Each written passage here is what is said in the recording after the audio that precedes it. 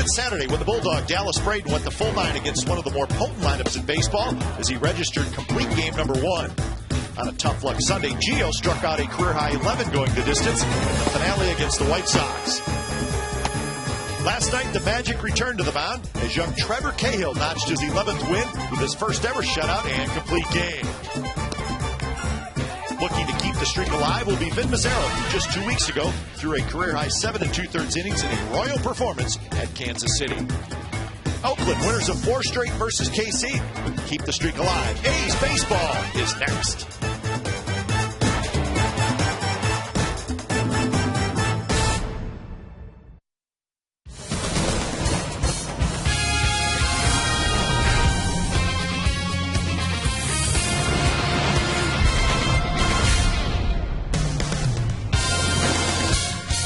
Tuesday night baseball from the Oakland Coliseum. A beautiful night in the East Bay. Rajai Davis, a big hero last night, hit a home run, made a great defensive play. All-around performance by Rajai Davis. A's won game 1, 6-0, and they'll try to make it 2 in a row tonight over the Royals. It's the Royals and the Athletics coming up on Comcast Sportsnet, California.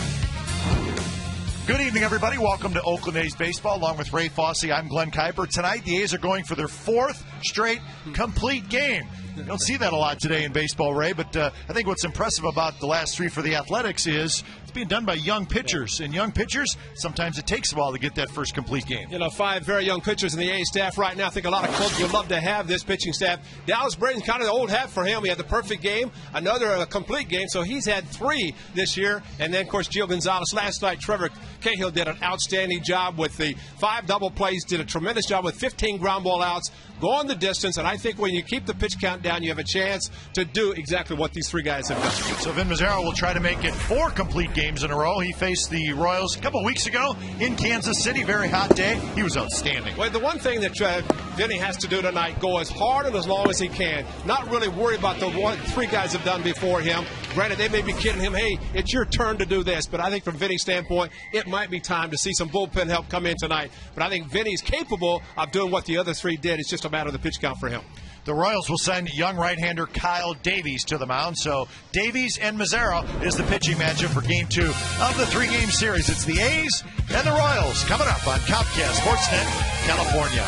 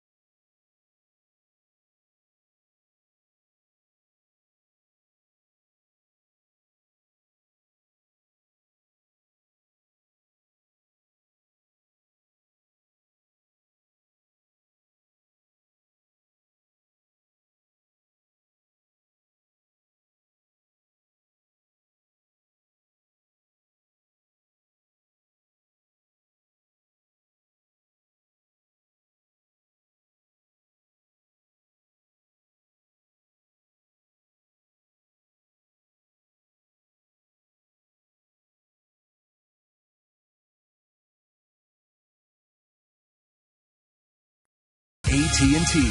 Find out what's possible with the nation's fastest mobile broadband network. AT&T. Rethink possible. And by Corona. Relax and refresh with Corona and Lime.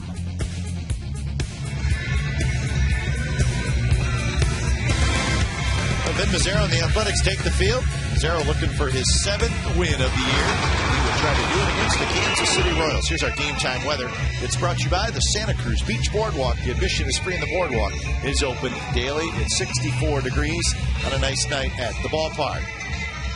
So the A's trying to make it 2 in a row over the Kansas City Royals. 6-0 the final last night behind Trevor Cahill, and this is the lineup tonight for the Royals. Chris Getz will lead off, followed by Jason Kendall and Billy Butler, Jose Guillen, Wilson Benavides, Alex Gordon, Mitch Meyer, Unieski Betancourt, and Gregory Blanco. I think that's the same lineup as last night. Defensively for the Athletics, Watson, Crisp, Davis, left, center, and right. Kuzmanov, Pennington, Ellis, Barton, third to first. Kurt Suzuki is the catcher. Then Mazzaro is the pitcher. Well, whether or not Vinny goes the distance tonight like the 3 guys before him doesn't really make a difference. Just pitch deep into the game, pitch well, and try to pick up win number 7. He has 2-0 career against the Royals. And, of course, the one game in Kansas City, 7 2/3 innings on a very warm Sunday afternoon. A very good job for him. A little bit different temperature tonight. So Getz, the left-handed hitter, steps in the box, and the first pitch of the ball game. This is a nice temperature. This is good. Frank White on the TV for the Kansas City Royals from the second baseman said, you know, at 100-degree weather came into Oakland, we needed jackets. He said, but how refreshing was it? He said, absolutely. Always has to be for other teams. Yeah. Players too, right? Absolutely. Pennington grabs it and then guns it across. Getz is out, and we are underway here at the Coliseum. Well, it finished last night. The game did on a 5-4-3 double plays. Cliff Pennington said today, we like it with ground ball pitchers. Guys, put the ball in play, keeps us on our toes, alert, and a lot of ground ball outs. 15 of them by the guy with the cap on, talking to Brett Anderson, who pitched tomorrow. Trevor, first complete game, and it was a shutout, a 3-hitter.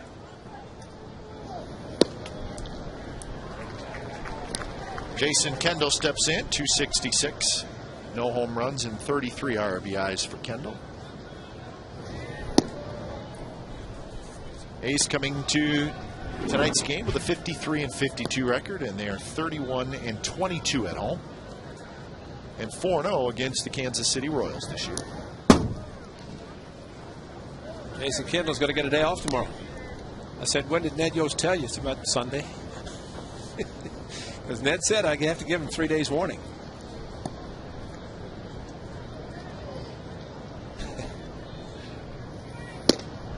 Outside corner with a fastball. Good pitch by Mazzaro. As Jason, I said, what, 15 years? What, about another 8 or 9? He said, yeah. I said, the way I feel? He said, it's really kind of scary. It feels great. And somebody's going to be able to use his services just because he is a gamer. And, boy, that's a cliche that's used. Check out the uniform. Kevin, clean uni. You know what Cliffy said? What? He didn't even wash them, threw them away, gave him a new pair. So we're not going to patch up that. And Kevin's arrived, man. That's right. Take all the blood out. He said, we'll just give him a new pair. Kendall goes around. That is the first base coach, John Tumpane. Well, last night, 5 double plays turned by the A's with Trevor Cahill on the mound, 4 on the ground, 1 a line drive, but a 4-6-3 here, a perfectly turned double play, another 4-6-3. These guys were busy up the middle. This is the hit and run line drive right to Pennington, an unassisted double play, and then a 6-4-3 double play. And how about a game ender? Watch the play at second by Rosales, kept his left foot on the bag, through to first base. Nice stretch by Derek Barton, and a game-ending double play.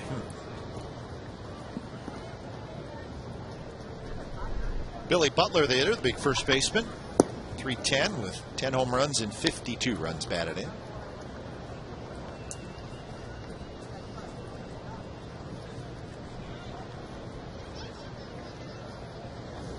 There's the A's record. The Royals are 45-61. They are in last place in the Central, tied for last with the Cleveland Indians, but the Indians lost their game tonight. They're 22-32 on the road.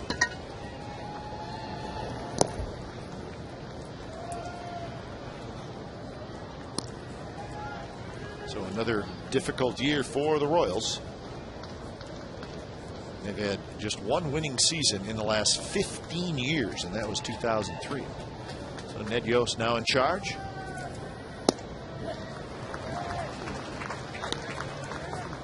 From what we understand, though, they got a very strong minor league system, and the Royals are really hoping that maybe not next year, maybe the year after that, that they can start making some noise.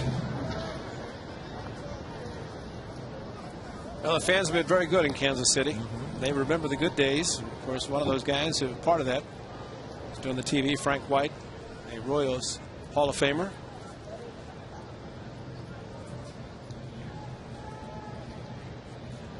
Payoff pitch to Butler. And that's outside. So Butler with a 2-out walk.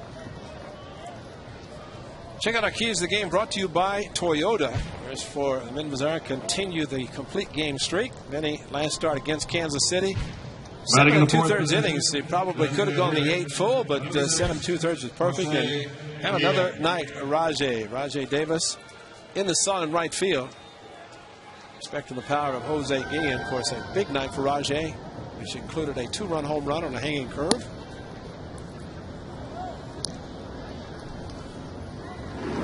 Cleanup hitter Jose Guillen in the DH spot.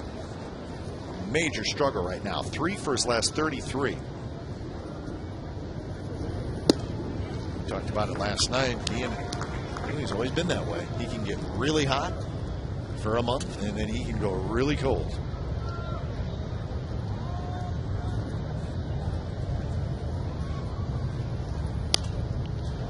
It's jammed. Good pitch by Mazzaro. It's popped foul, and the count 1-2.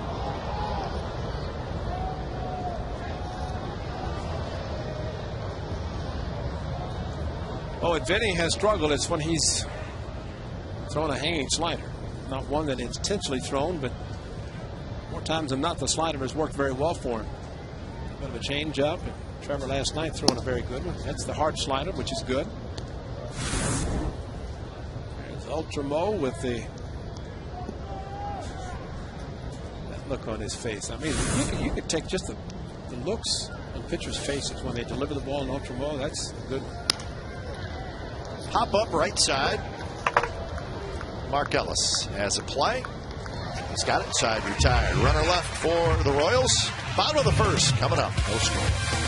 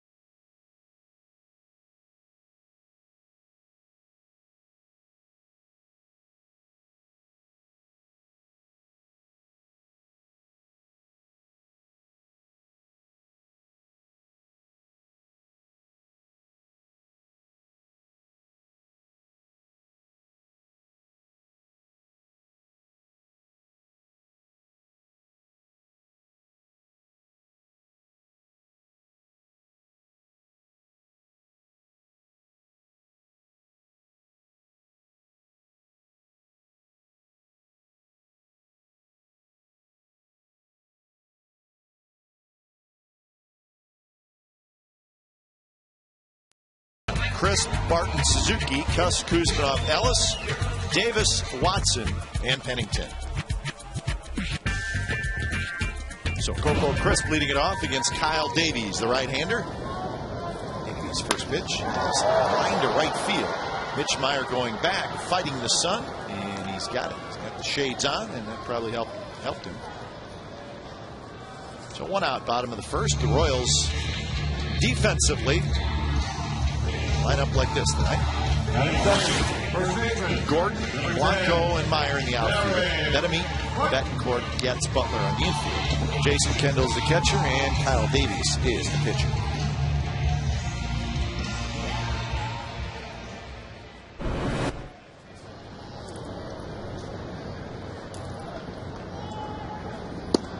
Fastball, a strike to Derek Barton. Barton 271 with 5 home runs and 38 runs batted in.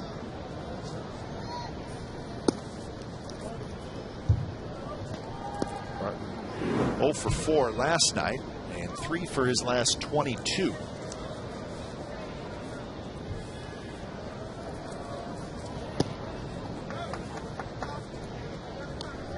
Last night the A's with the 6 runs. They did it on 9 hits. Of course, they had the Rajai Davis home run. They stole a couple of bases. They received 7 walks in the game.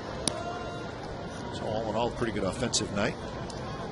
No doubt that all starts with the pitching. These guys know they don't have to score a lot and do a lot as far as offensively if their pitcher does what Trevor Cahill did last night and what the starters have been doing. But you know it's pretty good as far as the pitchers are concerned. And managed to lose their last night, just 5 innings. Too many pitches in those 5.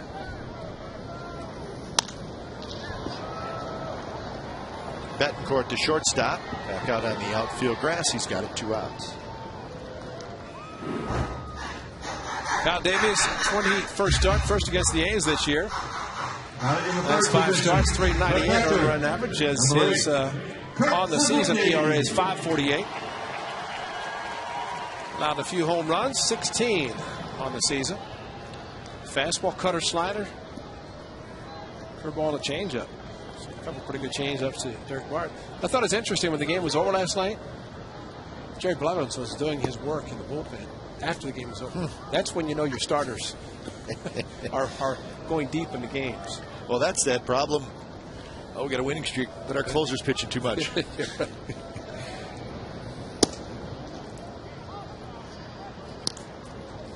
But you know what? I mean, for a manager, it is a concern. You've got 7 guys down there, sometimes 8. And it's an off day on Thursday. That's right. So depending what happens tonight with Mazzaro, tomorrow afternoon with Ray Anderson, of course, Brett would be making just his 2nd start, but still, he's not limited really in his pitch count. And 4 rehab assignments. But a well-rested bullpen. That guy's not going to pitch, though. Andrew Beta, the closer, still on the DL and has yet to start his throwing program. Got to make sure his back is 100% before he does. Isn't that amazing? On the DL. In the bullpen, though, sitting with the guys. Fewest innings pitched in the 2nd half in baseball for the Athletics bullpen, and that's a good thing. Suzuki, the 2-out walk. Well, one thing we hear constantly as we travel around the league, whether it's opposing managers, coaches, or scouts, how do the A's continue to get all the great pitching? And there's a lot of truth to it. You go back to the 70s, the 80s, 90s. This past decade, I mean, it's just, that's the constant. You just get good pitching because you know you can win a lot of games with pitching. And the A's won a lot of world championships because of pitching and defense.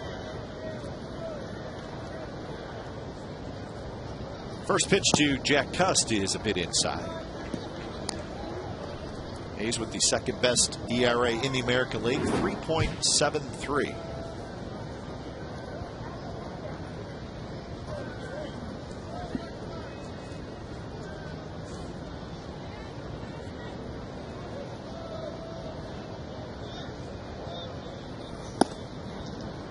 That fastball on the inside corner was the same spot as the first pitch. Exactly. Called a strike. So the A's trail only the Tampa Bay Rays in team ERA. A close 3rd, the Texas Rangers. So those are your top 3 teams statistically in pitching in the American League.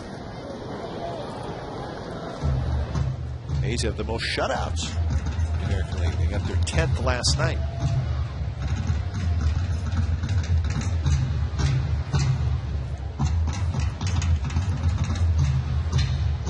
Buck Showalter, his first win as an Orioles manager tonight over the Angels. So welcome back, Buck, and congratulations. First win. No more network TV. Nope, he's going to be in the dugout. He's doing some TV, but it will be them interviewing him. He now has to care who wins and loses, right?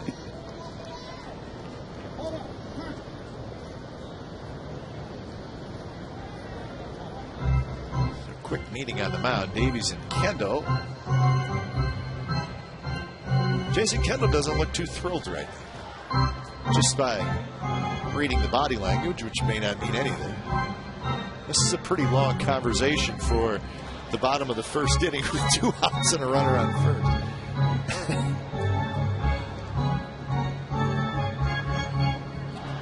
He's probably saying, you know, Kyle, I'm not going to play tomorrow. So let's have a good game.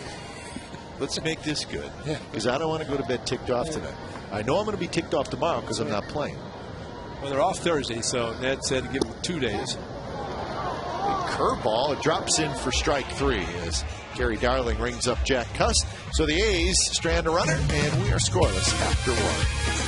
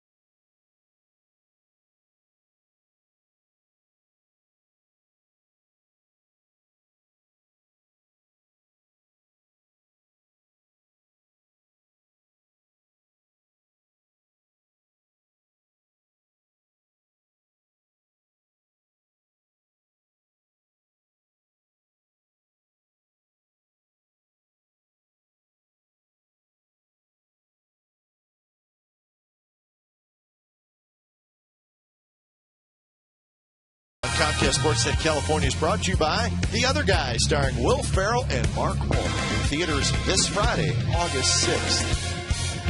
It's Will Ferrell. It's got to be fun. That's just the way it is. Just look at him and he makes you laugh. Wilson Betemit leading it off, the switch hitter, third baseman. He had the only extra base hit last night by the Royals. They only had 3 hits. Betemit had a double. That was the leadoff double, yet he did not score. And that says a lot about Trevor Cahill. Pitching great all the way to the end. By the way, Trevor got hit in the stomach last night. So he did get some of the body. Right. They got it to midsection, and his catcher said, no problem. He's got that 6-pack to take care of it. But he lifted up his shirt last night, and there's a red spot right in his gut. Betemit called out on strikes. But I asked him about the right elbow because I saw some redness. He said, no, I think it hit there. I just banged it into a wall. I said, come on, man. That's your throwing arm. That's your moneymaker. But he handled it well. Mazzaro handled it in the outside corner of the two-seam fastball. Alex Gordon. So 1 out. Here's Gordon. You tell these young pitchers are having a good time pitching as well as they are. Boy, they got a chance to be special for a lot of years. Speaking of getting dinged, we were talking about Jason Kendall having what we thought maybe, or what I thought was one-sided conversation with his pitcher, bottom of the inning, but I think I was inaccurate. I think Kendall got hit on a foul ball and was just needing a little time to regroup.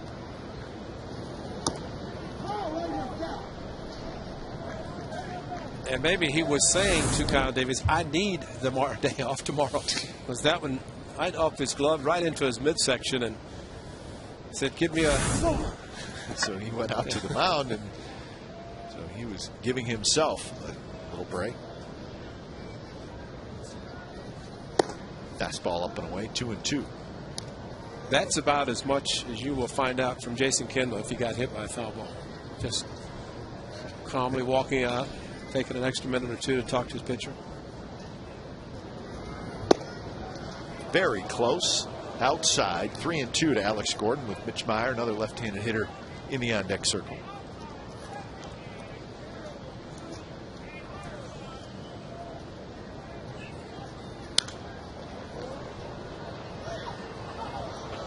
Gordon 0 for 2 last night with a walk.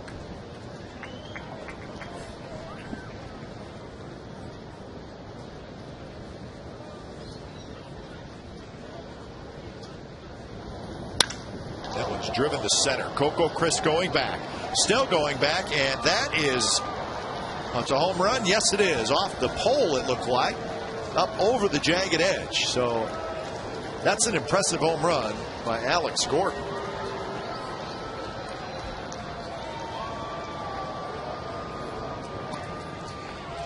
Challenge with a fastball and try to pitch him away. Tip your hat if he goes opposite field. There's a lot of tipping of the hat because pitch was up, belt high. I think Vinny, his reaction, it sounded like it was going to be hit far, and it was. So the Royals take a 1-0 lead. They get Jason Kendall's sign right below it. Right above that pillar. That's a long ways. So home run number 4 for Alex Gordon. Pitch count is the key, and our pitch the count that is as far as 3-2, and just challenge with a fastball, not a bad idea, but the key is to get ahead where you might be able to use another pitch before you get to the 3-2.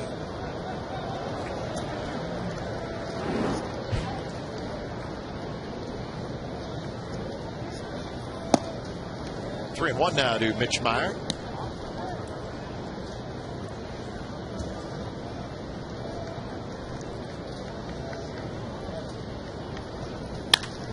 That's a line drive, and that's a base hit to right field.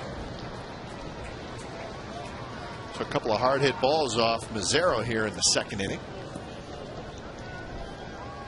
Well, already, I'm sure the Royals hitters thinking last night it was Trevor Cahill turning the fastball over the changeup, but tonight it's fastballs 91-92 and not much movement. And as a result, very hard hit balls. Would it be a float day tomorrow? Yeah, but I could go for one right now. And Heather comes through again.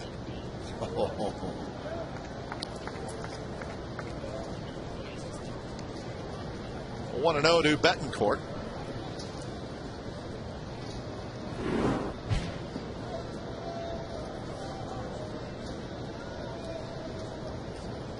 Betancourt, a couple of grand slams this year. One of them against the Athletics.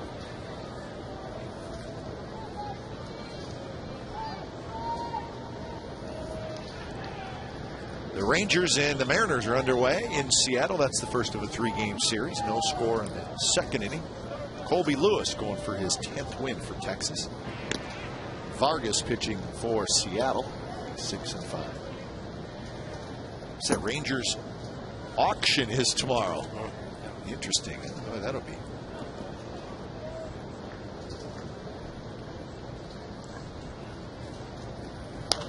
Betancourt pops it up.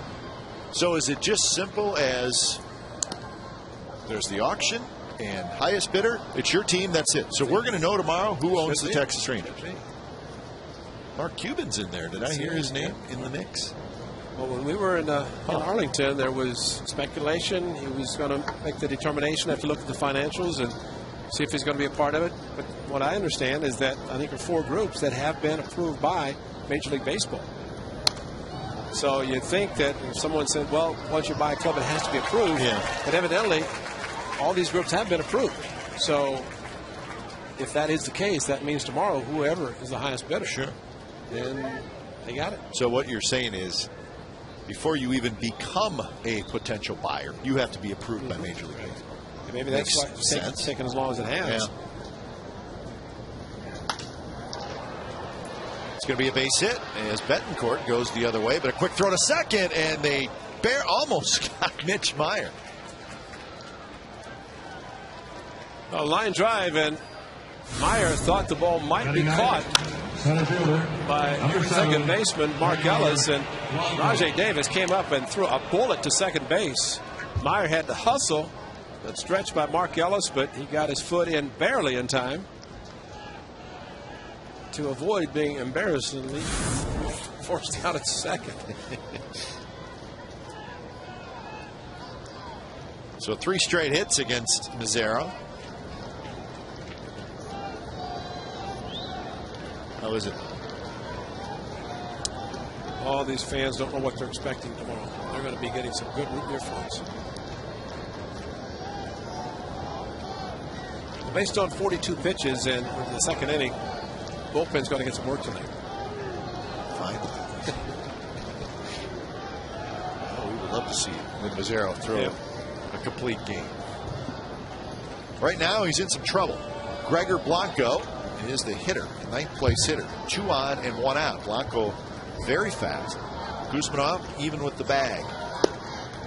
Sinker outside corner strike. Those are good pitches. That two-seam fastball away from the lefty. And Blanco, type of hitter, might be able to hit the ball to left field. Playing shallow is Watson, very shallow on left, which he should.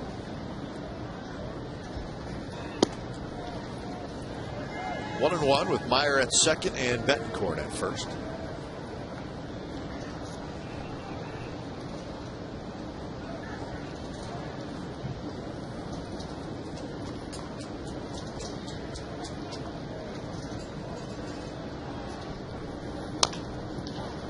Roller, and it's going to be foul, picked up by Barton. So Mazzaro heading the count 1-2.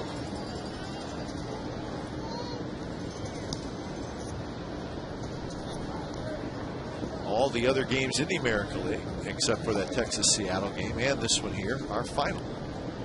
Most of the games being played, in fact, all the games being played on the East Coast.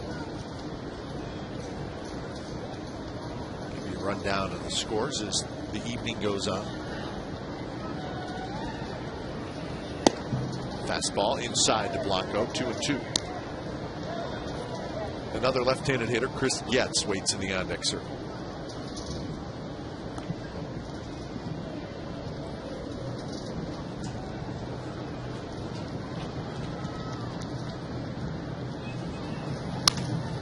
Grounded, Pennington has it. To Ellis for 1, on to first, double play. Another one that's 6 in the series, turned by the Athletics. A run for the Royals on the Alex Gordon home run. Bottom of the second, coming up 1-0 KC.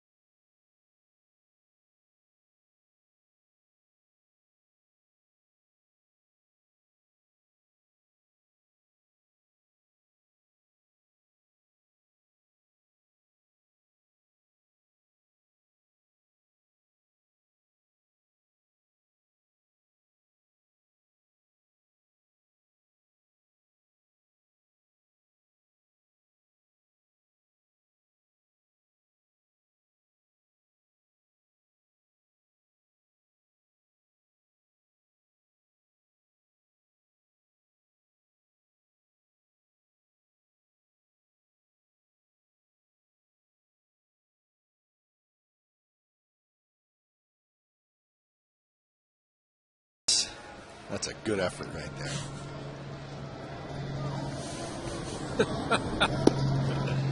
That's a good one. Got to give him credit for that. The guy in the left that was creeping me out. But it works. Kuzmanov will be happy as the base hit. That's their guy.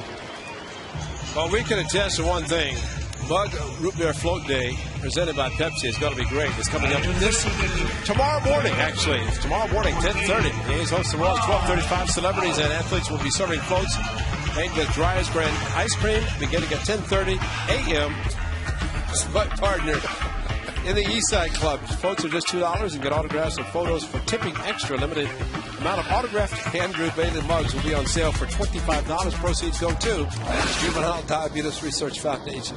Tickets online, OaklandAthletics.com. Thanks for reading that. Thanks for reading it, because it gave me a chance to exhale about 10 ounces of root beer in the belly.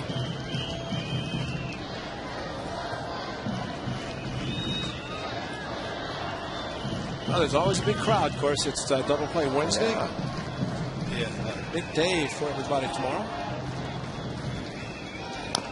Marcellus off the end of the bat. Yeah, it's a fun day. And then go right in and watch the ball game. Gentleman with the black hat on and the glasses.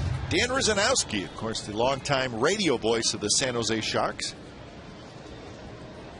He'll be there. I think he was preparing for his next broadcast. Well, knowing Danny, he's probably getting ready for opening night for the Sharks, which is 3 months away.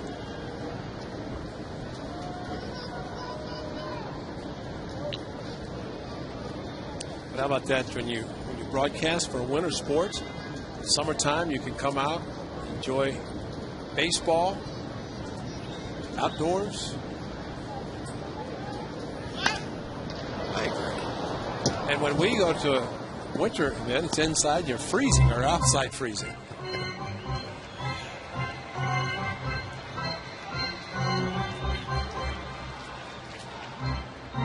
So does that mean you wouldn't want to maybe fly into Calgary in January? Do the Sharks and the Flames? Vancouver? No. Toronto? No. Denver? All right. I'd rather have a mug root beer float on a beautiful August the 4th in Oakland. Well, I know what you'd rather do. You'd rather, about mid-November, drive down to Arizona and stay down there for 3-4 months. Yeah. That's the way to do it.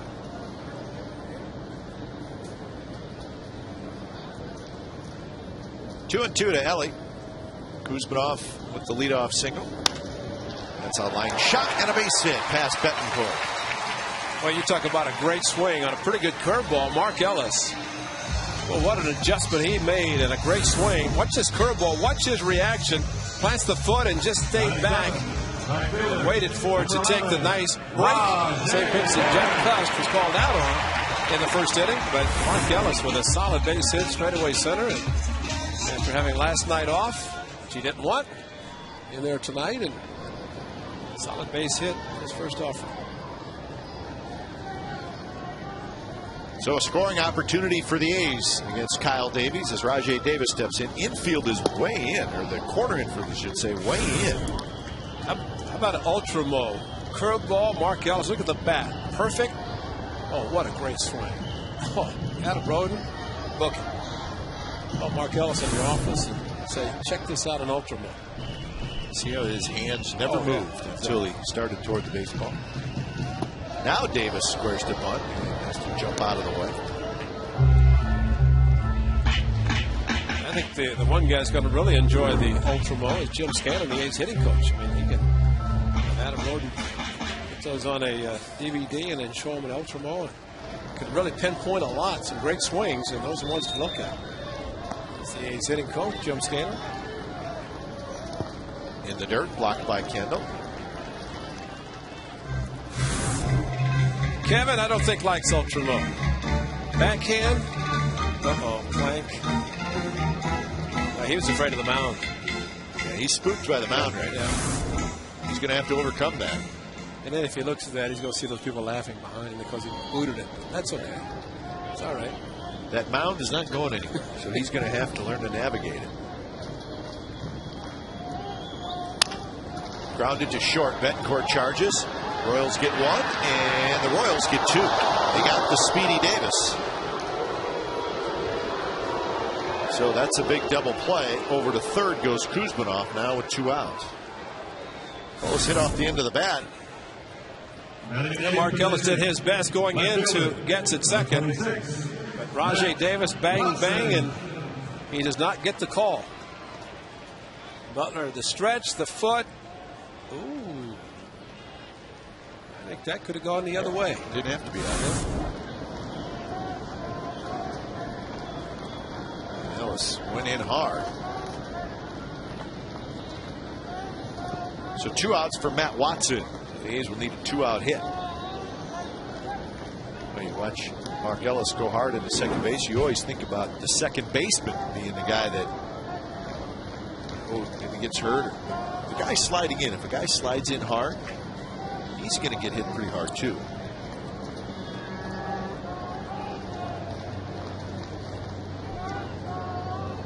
1-0 to Watson, who takes outside. 2-0.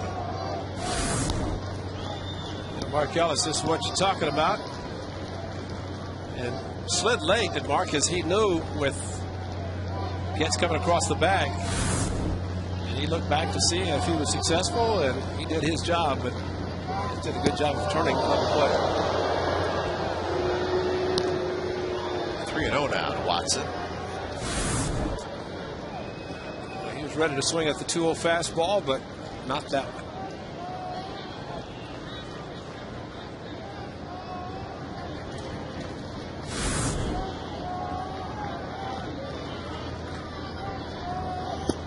Way upstairs, and that's a walk. Second walk issued by Davies. And the A's with first and third, 2 outs for Pennington. Shortstop, number 2, Cliff Pennington.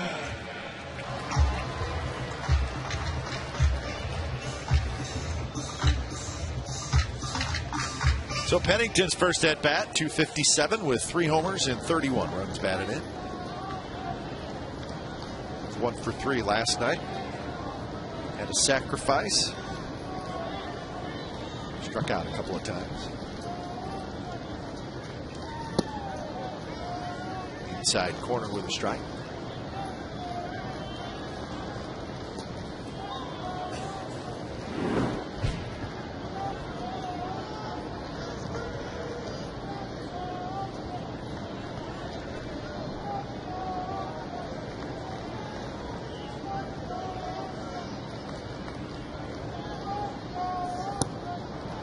Up and a good one for Davies. Pennington swings and misses. Yeah, Bannister last night with a very good curveball. He threw a lot of good ones early tonight. Davies with a good curveball and an exceptional changeup. A couple of very good off-speed pitches and movement on his fastball.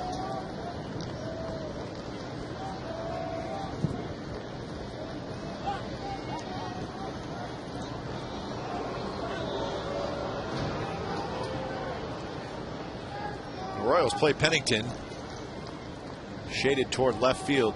Big gap in right center field. Very big gap.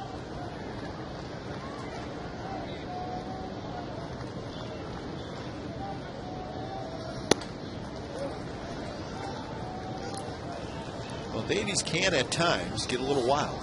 He's walked 54 hitters now. 115 innings.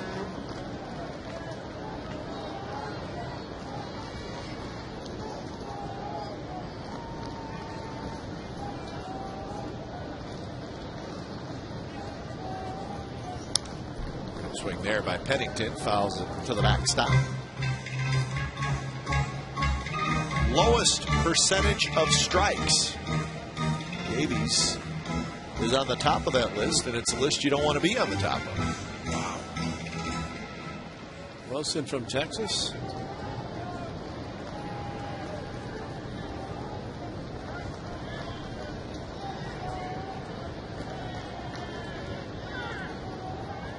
So 1-2 to Pennington.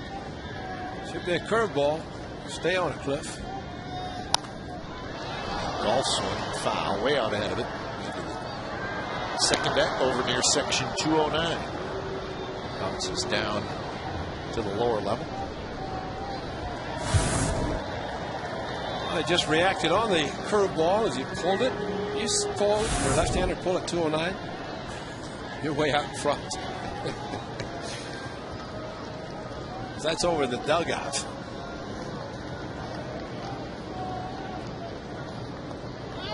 Munson takes off, and Pennington goes around on the swing. Side retired. So the A's get 3 base runners in the inning, but do not score. 1-0 Kansas City after 2.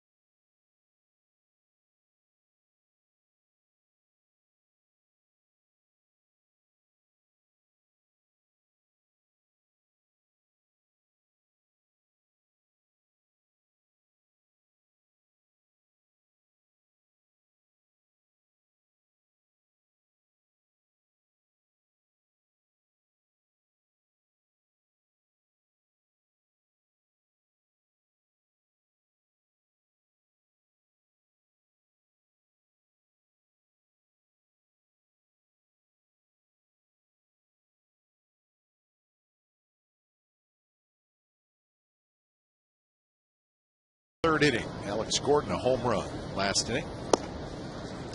Mazzaro will face the top of this order. Gets Kendall Butler.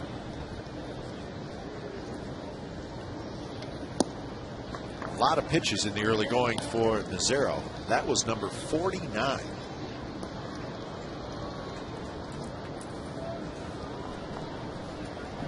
Unfortunately, got a very big double play. Looked like it's going to be a tougher inning for him in the second, but there's a double play off the bat of Blanco.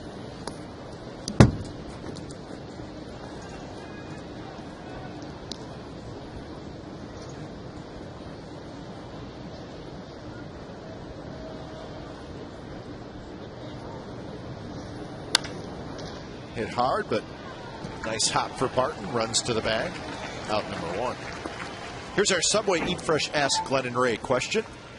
Tom Miller from San Jose asked, Trevor Cahill has now pitched 18 consecutive games where he has gone at least 5 innings and allowed 6 hits or less per game. Can you expand on this? Well, what we can tell you is it's very good. Yeah. Nolan Ryan did it 20 consecutive games. See Mike Scott's name on there. Mike Scott, terrific pitcher.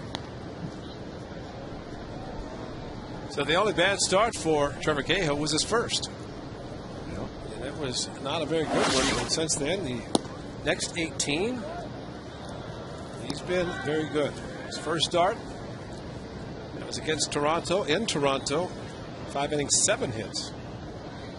And since then, 11 games. A very good 3 months for him. Kendall's retired on the ground ball.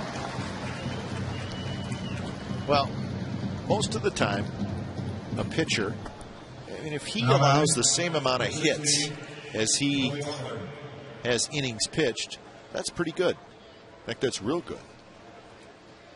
Now, Trevor Cahill this year has been so good. If you add up his hits and his walks, it's 125. And he's done that in 125 innings. That's amazing. Because usually you add up hits and walks, and it's significantly higher than the innings pitched. Yeah, it means the guy's out of the stretch an awful long time. That's right. Wow.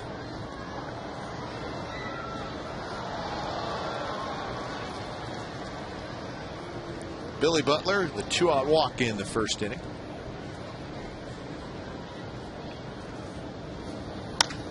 He shoots it to right, and that's fair.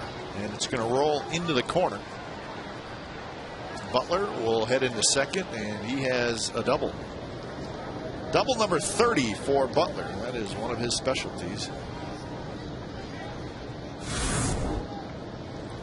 And he'll use the whole field as he does on this one. It's inside out swing down the right field line.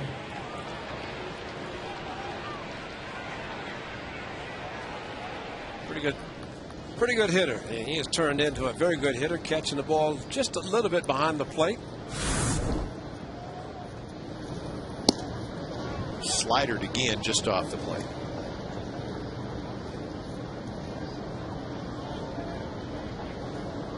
Breakout year last year for Billy Butler.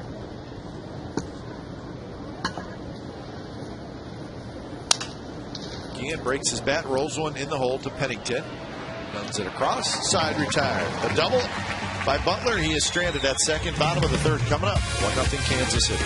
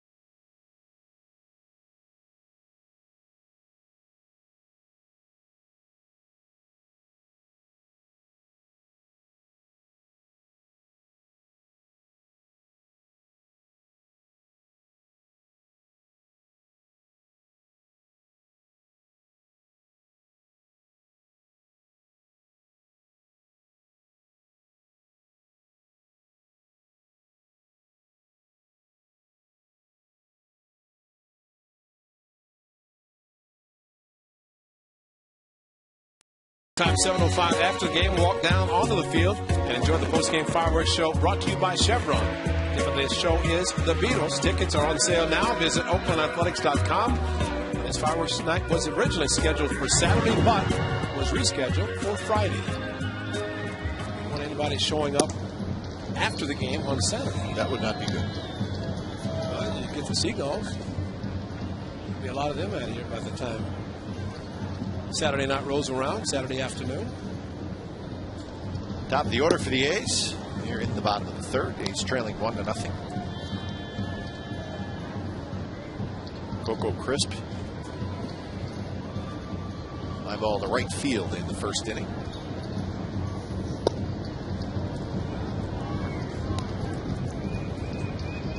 A's had a pretty good opportunity in the second inning, but Kyle Davies got a big double play, and Rajay Davis then slowed down the inning. Changeup and a good one. Third strikeout for Kyle Davies.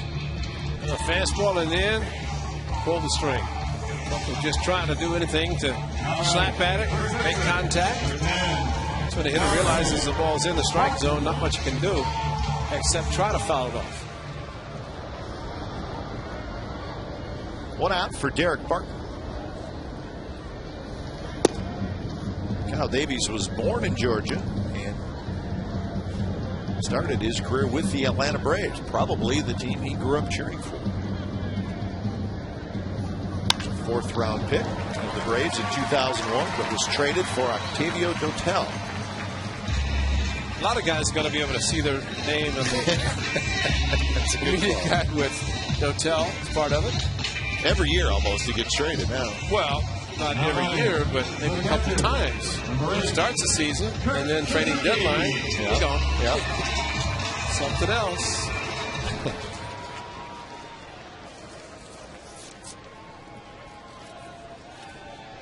Third hit for the A's, and Barton's at first for Kurt Suzuki. And that trade for Dotel was at the trading deadline of 2007.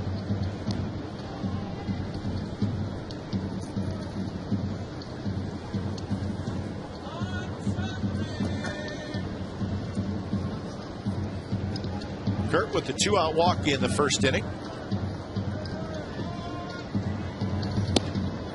Oh, Nice strike call by Gary Dowling.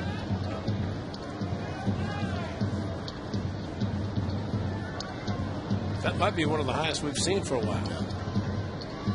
Having to take a few extra seconds to make sure that he doesn't say anything that's going to cause his pitcher to get some pitches called, balls. The life of a catcher.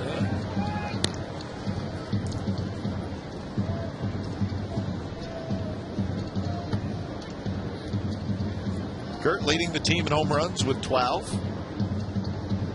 Second in RBIs to Kevin Kuzminov.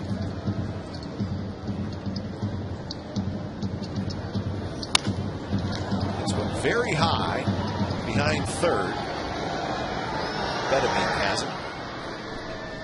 So that's out number 2. Let's look at our Bloomberg Sports graphic tonight. It has to do with Jack Cust on base plus slugging percentage. 898, which is pretty good. Anything up in that area. And a steady improvement. Because the batting average has been pretty steady lately, but the home runs have started to come a little bit more for Jack Cust. So that is our Bloomberg Sports graphic. Bloomberg Sports, the leader in data analysis, has developed an analytical product being used by baseball clubs. There's also a product for fans. Improve your fantasy play or track your favorite players and teams. Go to BloombergSports.com for details.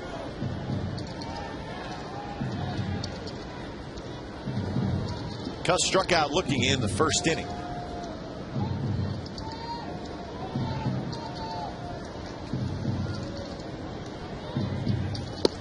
Big curve, and it drops in for a strike. Now they shift on for Jack Cust, and as we saw last night, the third baseman, wait a minute, is on the second base side. Talked to John Gibbons, a bench coach for Ned Yost, and it was Brian Butterfield, who is the coach still with Cito Gaston, is with John Gibbons in Toronto, and he was the one that suggested that we move the third baseman over, just leave the shortstop in his position. A couple of strikeouts for Davies in the bottom of the third, and the A's do not score.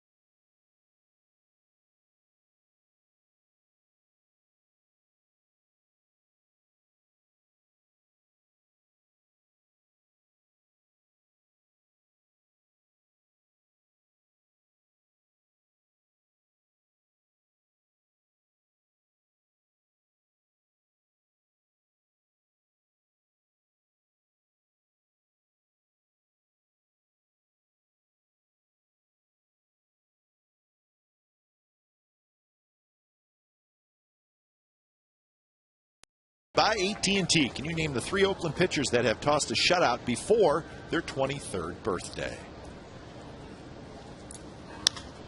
Wilson Betemit leading it off, and he hits one high and foul. Vin Mazzaro has allowed 4 hits, the 1 run. That was a Gordon home run. A couple of strikeouts. He's walked 1. 60 pitches so far. Mark Ellis, a couple steps to his right. Throws out Betemit, 1 out.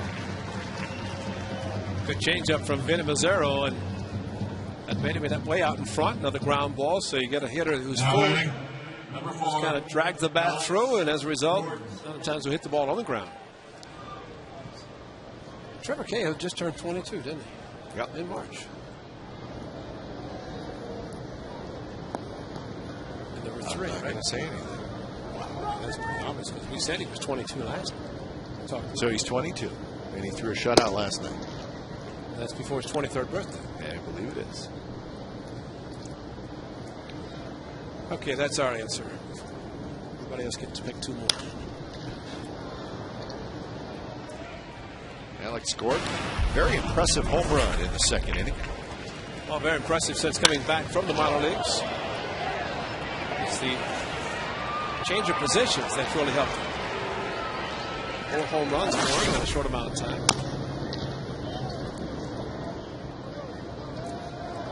He's a left fielder, and I would imagine he's going to stay in left field.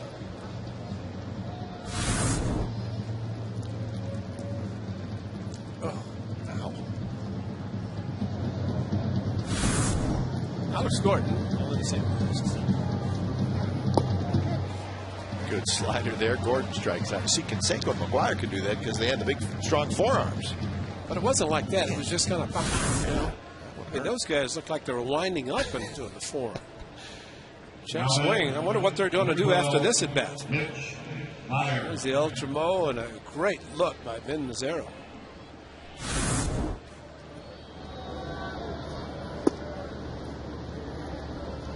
Mitch Meyer had a base hit, a line drive to right field in the 2nd inning.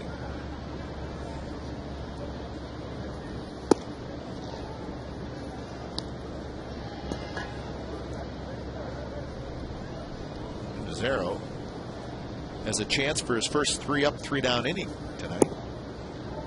But as I say that, he falls behind 3-0.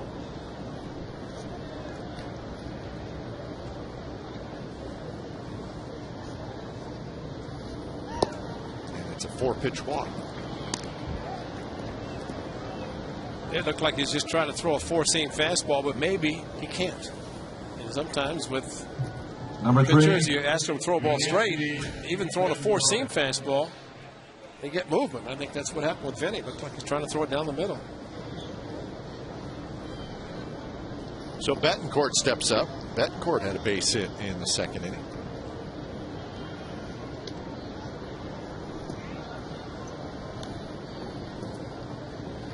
After that Gordon home run, Meyer and Betancourt had the back-to-back singles, but then Mazzaro got a big double play ball to end the inning.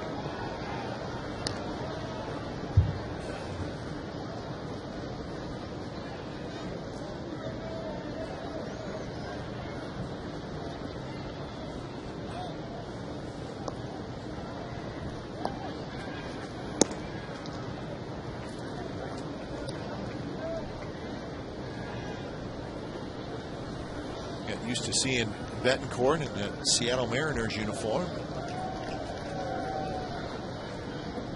The Mariners soured on him a little bit for whatever reason. Traded him to Kansas City.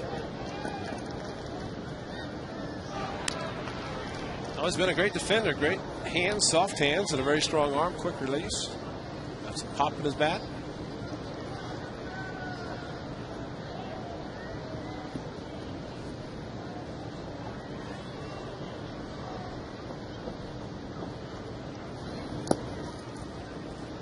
Very much a free swinger is what we got to know Betancourt as. He's still that way. This is his 366th at bat. He's got 11 walks.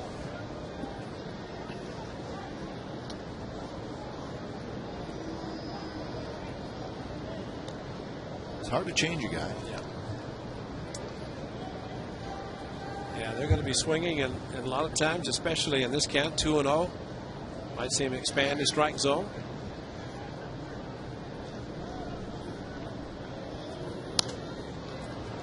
Takes a pretty good rip at that one, fouls it back. Betancourt's on base percentage is .275. His batting average is .253.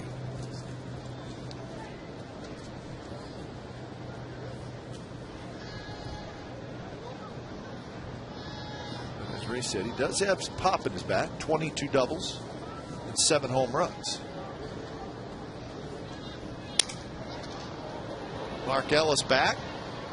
Lets everybody know he's got it. Side retired. Runner left. We go to the bottom of the 4th. It'll be Kuzminov, Ellis, and Davis. 1-0 Royals.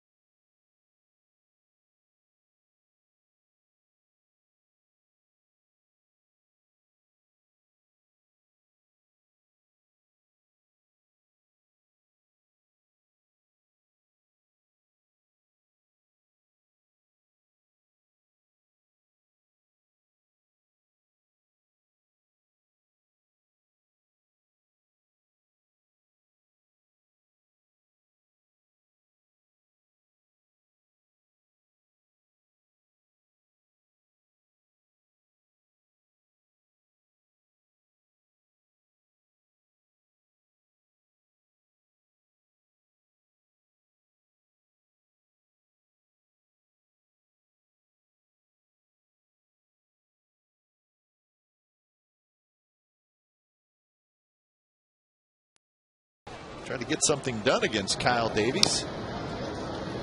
They've stranded 4 through the first 3 innings. So some opportunities, but the big hit has not been there just yet.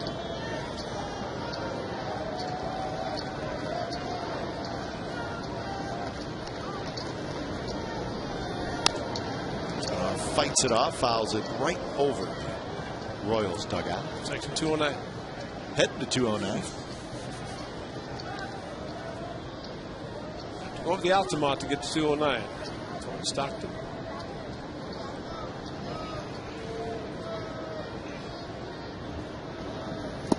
There's that good curveball from Davies, and he gets his 5th strikeout. So 1 out here in the 4th inning. All right, here's our AT&T trivia. Can you name the 3 Oakland pitchers that have tossed a shutout before their 23rd birthday? Answer is Barry Zito in 2000, Brett Anderson last year, Trevor Cahill last night. AT&T trivia question and answer for tonight.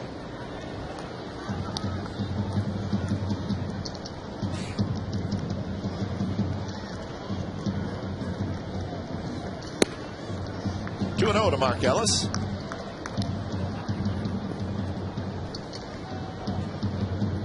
Rangers and the Mariners tied at 1 in the 4th inning.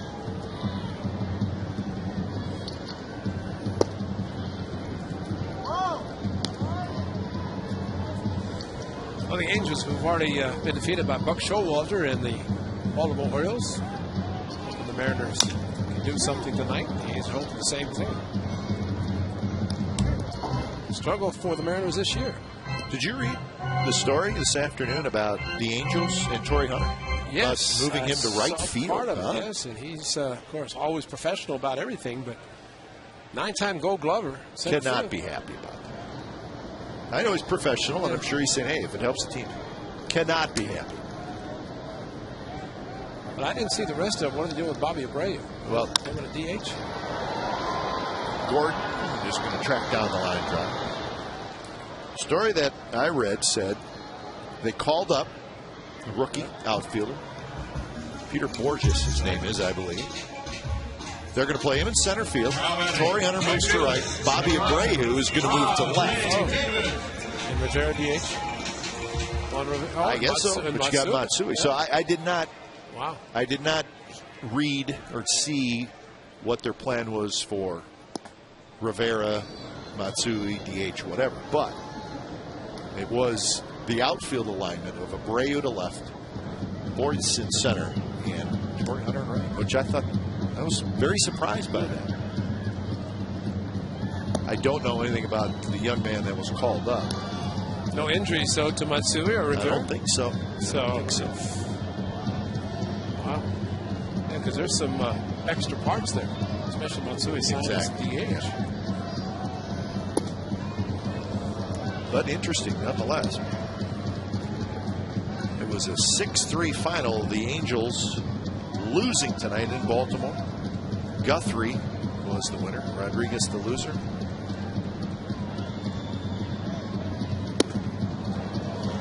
Four-pitch walk to Rajai Davis. So maybe Rajai can get something going for 2 outs.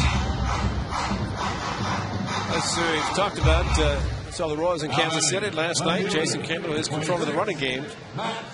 See there's a pitch out or two. See if Matt Watson can see Rajai Davis as a left-handed hitter. Rajai will have the green light. He just automatically kind of take a pitch or two, try to get him in scoring position.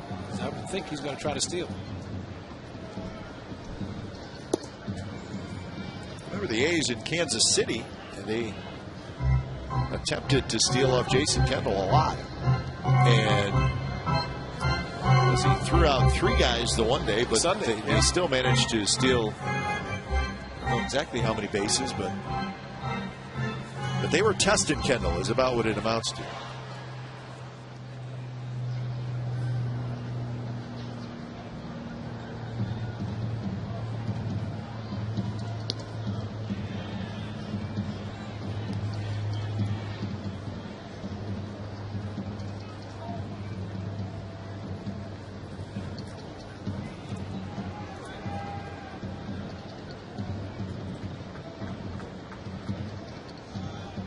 Quick throw.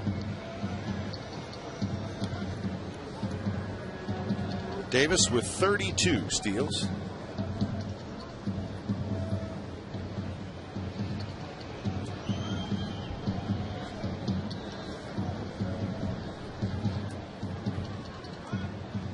Rajai Bigley. He bluffed but stops. Our great stat man Brian tells us that in that lineup for the Angels tonight, it was, as we said, Hunter in right, Abreu in left, Borges in center, and Matsui was the DH.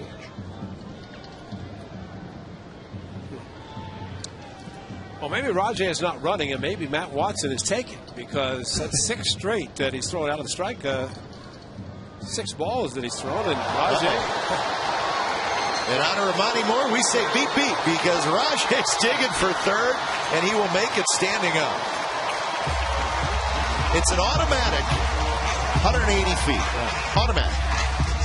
And if anything goes weird with the baseball, it's going to be more than that. Well, that one had a pretty good angle for Butler to get to it, and also second baseman Getz was going after it, so Rajai could only get to second and third, but we knew for sure he was getting those 2.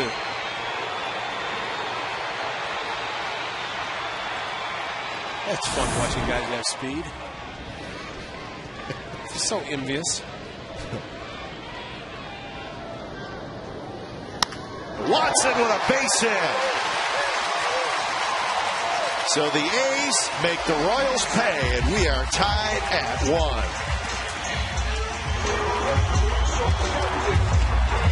But it's great hitting. Of course, Rajai getting to third. Rajai run if you want to. But Matt Watson, he had seen 2 balls, and you'd zone in on a perfect strike, and that's exactly what he did. Great hitting by Matt Watson, taking the 2-0 fastball down the middle. Looked like Davies just tried to throw a strike after throwing 6, not really close, all 6 high. So a big hit for Matt Watson. And now it's Cliff Pennington. So we're tied at 1. The Kansas City Royals have made the most errors in the major leagues, or in the American League, I should say, and that was number 77. And the A's, by comparison, have made 62. The word is spreading that Rajai Davis, you have to pay attention to him, because if you don't, he'll run on you. Frank White was talking about last year. Similar situation. Rajai. He's caught the pitcher with his head walking back the mound, head down, and Rajai took the extra base. Well, he's a lot more than just fast. He really is a terrific base stealer. And you know, I was thinking to what Jason Kendall said when he was here, I think 05-06, when Francisco Rodriguez missed a ball thrown back to him by Jose Molina, and he scored from third. He said, my dad always said, watch the baseball. Sure. If you watch the ball, you got a chance to see something happen. That's what Rajai does. Well, the A's tie it. The Royals make a costly error. This ball game's 1-1 after 4.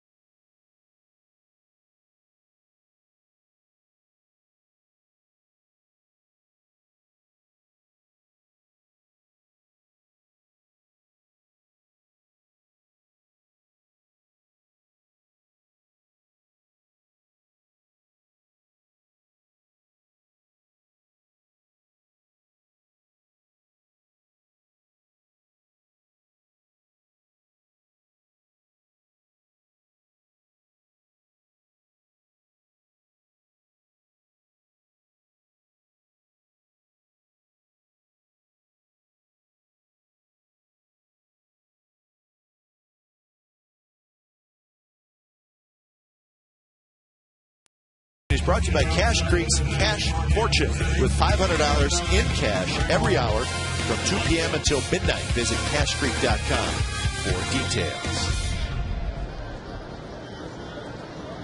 1-1 game here at the Coliseum, and it is the top of the 5th. So Kyle Davies made the throwing error, and then he gave up the hit. Kuzminov throw to first, and it rolls toward the bullpen. Blanco to second, Blanco to third, and the throw comes in.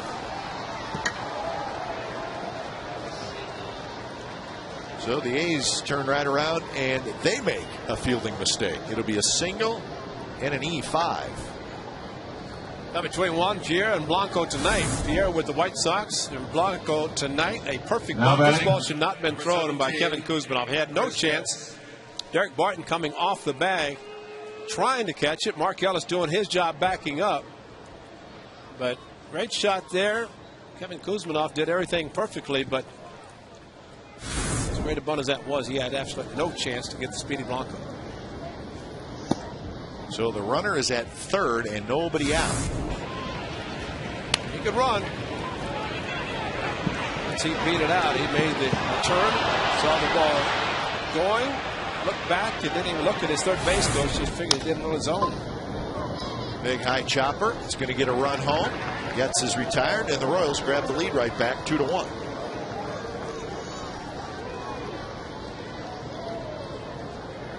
So Getz gets his 13th RBI. A's had the infield back, so it was an easy run. Two-seam fastball, sinker, and that's all Getz wanted to try to do. And of course, you don't want to bring the infield in that situation. A gift run for the Royals. First pitch swinging, Jason Kendall grounds out. 2 outs here in the 5th inning.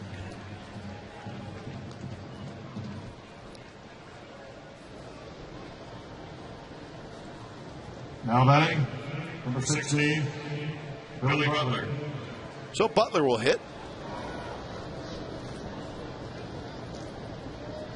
Butler doubled in the 3rd. He also walked in the 1st.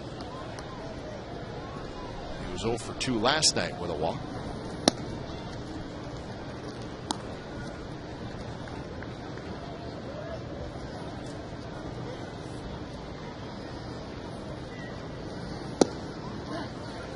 Butler last year had 21 homers, 93 RBIs, and 51 doubles. He had 301. So he said that really was his breakout season. As we mentioned in Kansas City, the breakout season offensively, but a better player overall because he's a first baseman now, not just the DH. Royals picked him in the 1st round back in 2004. He was the 14th overall choice in that draft. Got to the big leagues in 07 for a little while. 08, 124 games, and then I told you the numbers from last year. Left the end of the bat. Pennington's got it. Side retired. The Royals get a run. So bottom of the 5th coming up. It's the Royals 2 and the A's 1.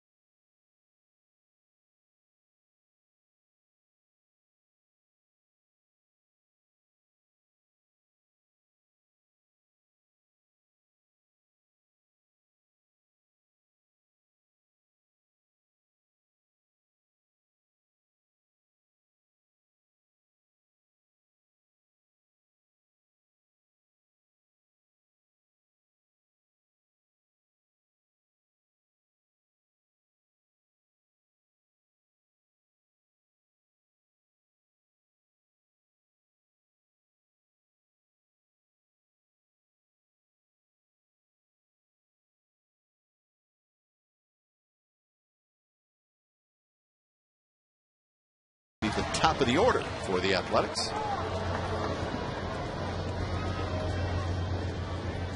Crisp is 0 for 2. And with the 3rd baseman Betemit in on the grass, Coco tried to slap it past him. Would have been a good idea if he'd gotten a fastball, got a changeup first pitch. Can't do it. You're running out of the box and ball's not there yet. Good fastball there, right on the outside corner. 0-2. Crisp, a fly ball to the right, and then a strikeout swinging in the 3rd.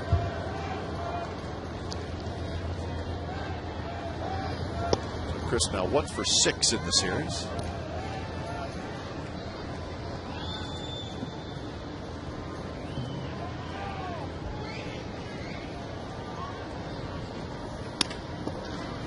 bouncer. Betancourt has to charge. Flips it to first on the run. So one away in the bottom of the 5th. Well, coming up tonight, Sportsnet Central. You'll see it at 10:30, and it's on our sister station, Comcast Sportsnet Bay Area. Baseball recaps, of course. Raiders progress under center. Jason Campbell, the new quarterback for the Raiders. And who is the newest X Factor for the San Francisco 49ers? Scott Reese, Dave Benz will host. Another quarterback for the Raiders? Oh, yeah. Is it every year? Well, just didn't work out for Jamarcus Russell. He looked good in those fur jackets that he used to wear in the interviews, though. You wear a fur jacket, you got to be good. Joe Namath could wear a fur jacket. You know what I'm saying? Then you better be good. You better be good. Not that you got to be good. You better be good. If you're no good, take it off.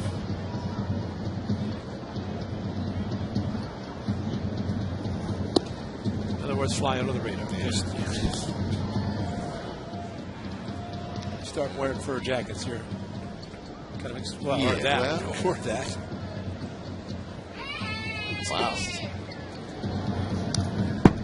I'm starting to see those green bodysuits a little bit too often. Where were we? We just saw it. Texas is 120 degrees. Yeah. We saw one somewhere else as well.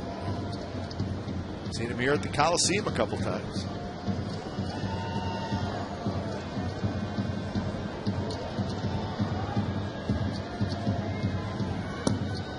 Just a bit low, and Barton works the count full. Barton, a pop out in the 1st and a base hit in the 3rd. One of 4 hits the A's half off. Kyle Davies.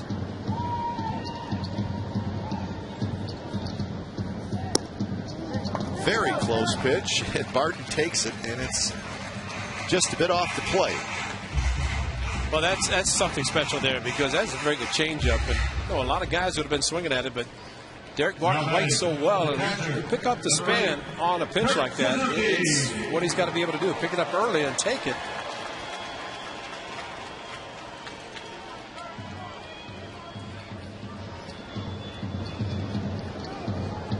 So the 1-out walk has Barton aboard, and here's Suzuki.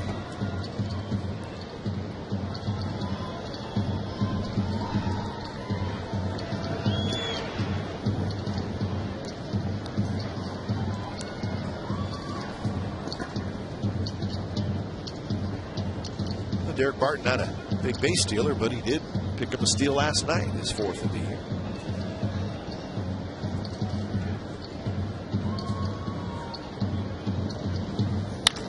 It's a shot, left center field, a base hit. Barton digging around second. The ball gets through and it goes all the way to the wall. Barton being waved home. He will score. We're tied at 2.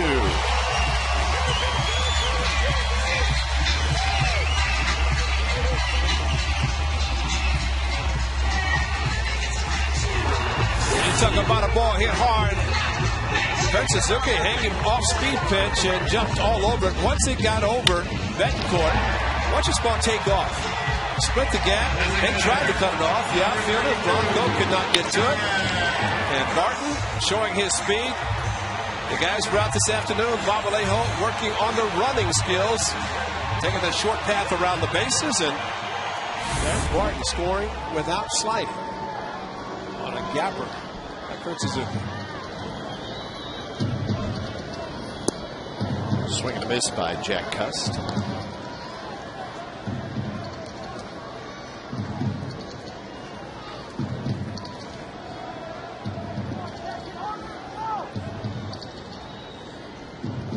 Cust, a couple of strikeouts. One looking, one swinging.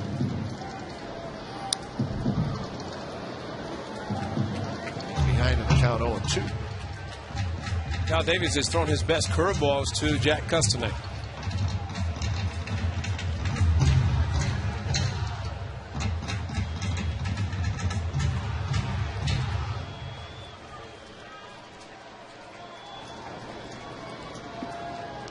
Well, he may get one right here. Davies, as we've seen, pretty decent changeup as well.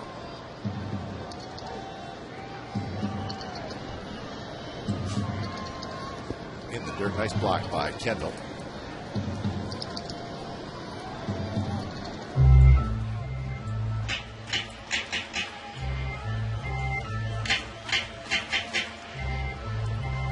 Sometimes you just have to throw your body in front of the ball. That's what Jason did on the curveball that was biting into the ground out in front of him.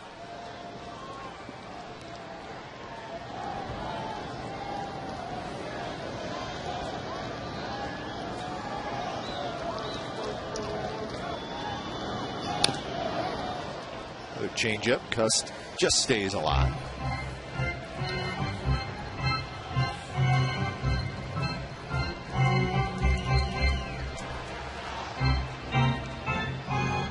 So a one-out walk and then the Suzuki double has tied this game up.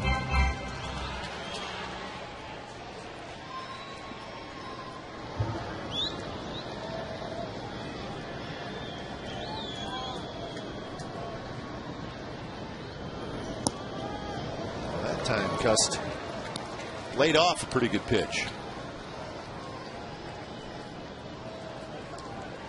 And the 2 runs the A's have scored, both the result of a walk. Rajai Davis a walk and got the 3rd on the year. 2 out hit by Matt Watson, and Eric Martin walking also on a great changeup. Cust has worked the count full.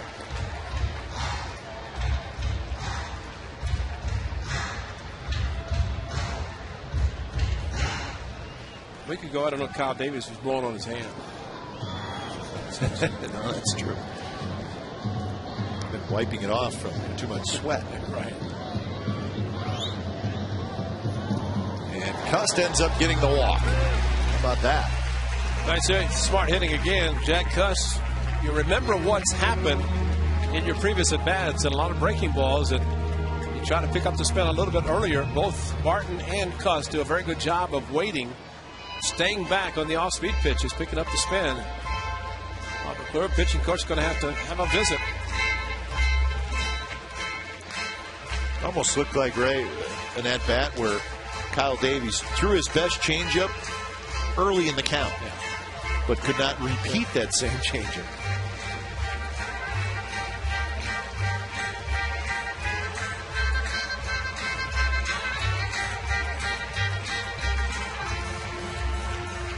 And Akota Teixeira starts to loosen up for the Royals.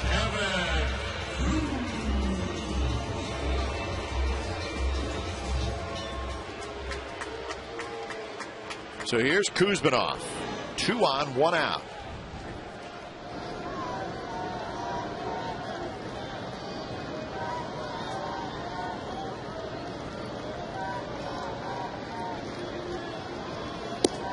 Fastball runs inside.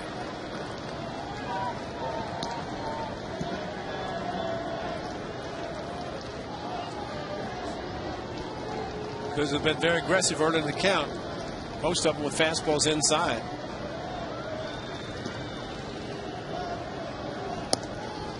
Breaking ball, and it stayed high. 2-0.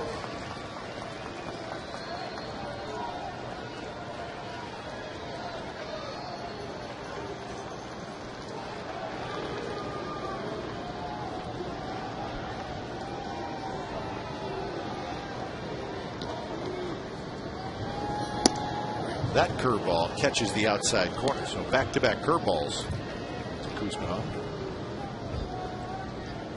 Hard in, the fastball in, and with the slider, curveball, cutter away. He's done a good job, though, of hitting those pitches outside to the opposite field, center field and right field. Pops this one up shallow center. Betancourt has it. Infield fly rule was called.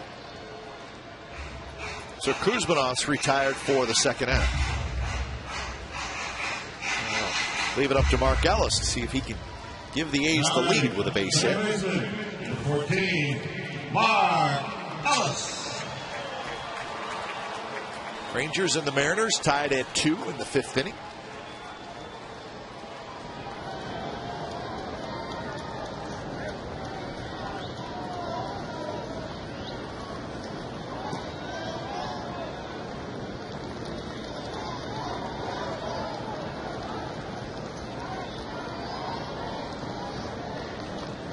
Ellis a base hit in the second inning, and he takes a fastball for a strike.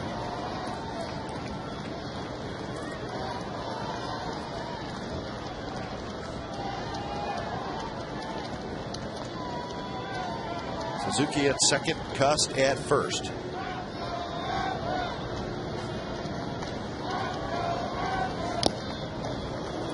Just got a piece of it, rolls back behind home plate. Well, Mark Ellis hit a very good curveball in his first at bat.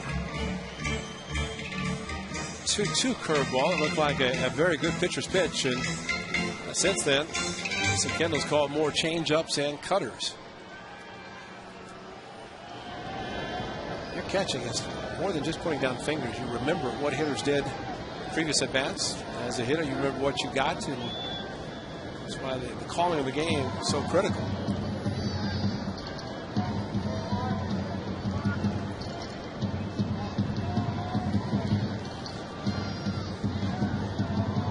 Oh, 2 to Ellie.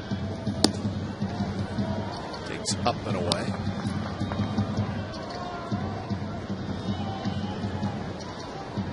The A's have had runners on base against Davies in every inning.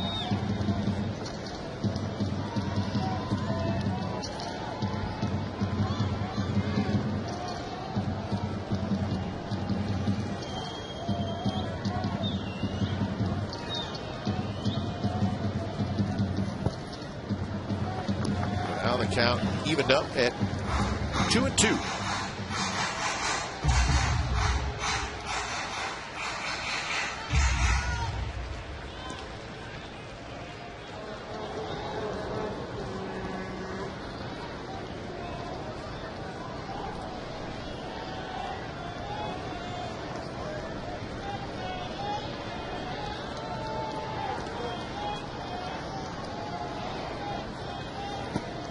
Curveball, and Ellis swings and misses, and that's strikeout number 6 for Davies. But the A's tied up on Kurt Suzuki's RBI double.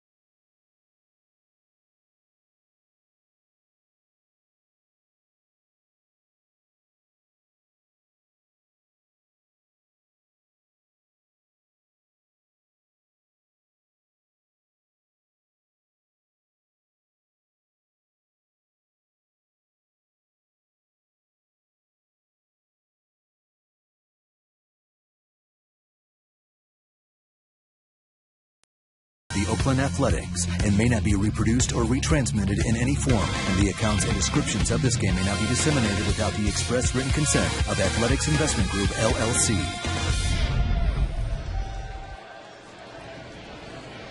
2-2, top of the 6th, and it'll be Jose Guillen, the cleanup hitter, leading it off.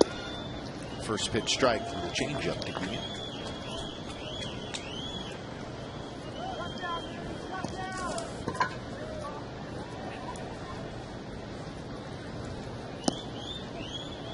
Guillen is 0 for 2. 2 hits in his last 28 at-bats.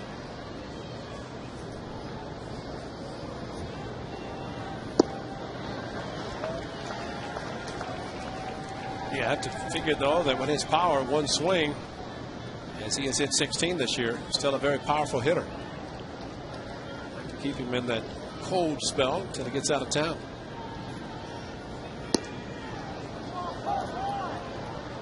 Two now to Guillen. Up out to second and a ground out to short.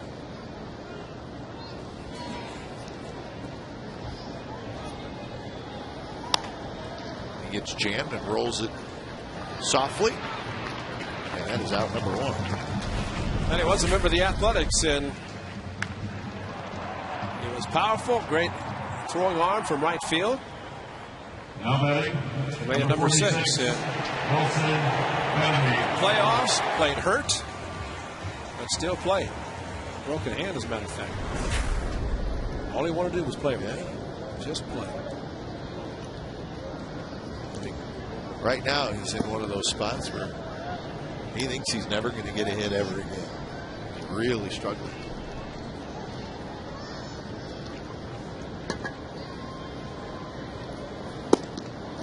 Good pitch to Bettamy, 1-1 to count. In that AL Central today, the White Sox and the Tigers played a day-night doubleheader, and they split. The White Sox won Game 1 12-2. Tigers won Game 2 7-1. Edwin Jackson get one of those games? Or is he pitching tomorrow? Tomorrow? Yeah, I don't think. Yeah, I think it's. Ryan just said tomorrow. I thought they said Wednesday. Going to bring somebody else up to pitch one of the games. The Twins lost 6-4. So with the first place White Sox splitting, they actually pick up a half a game. So their lead over Minnesota is a game and a half. And it remains 7 over the Tigers. Burley was a winning pitcher in that first game. He's 10-8.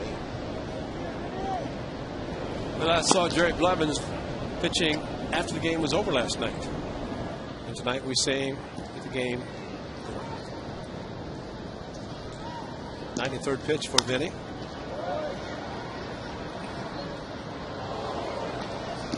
.47 in the first 2. That does not bode well for a complete game, unless you get a lot of quick outs, quick innings. And he's pitched well considering his struggles early.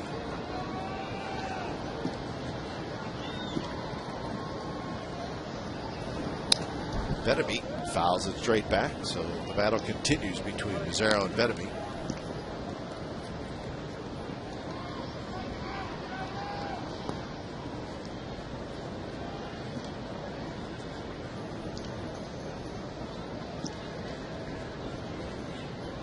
Alex Gordon is the on-deck hitter. And another foul. Blue Jays beat the Yankees tonight 8-2. Ricky Romero got the win. Nothing for A-Rod. 0 for 3, so 61 plate appearances now without a home run. And he is sitting on .599.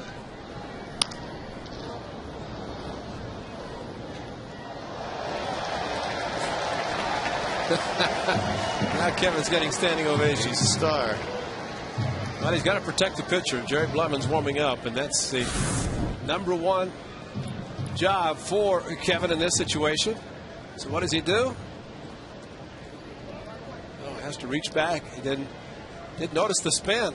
Checked up on it. Have to get a new pair of uniforms. Well, he Fancy get to slid right on that raspberry from last night. We predicted that would happen. Strawberry. Strawberry. Got to get the fruit right. I mean, you know.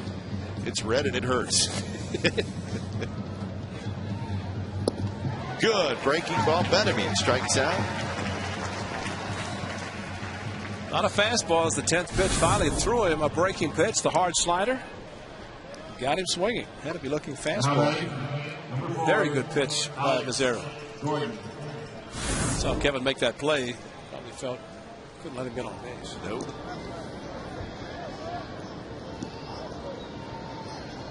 So here's Gordon with 2 outs.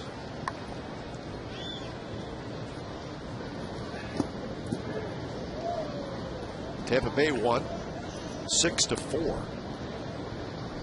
And that means that with the Yankees losing, the Rays are now in first place by 1 game over the Yankees. And the Bay. About 30 over 500, aren't they? They are 67 and 39. 67 and 39. Wow.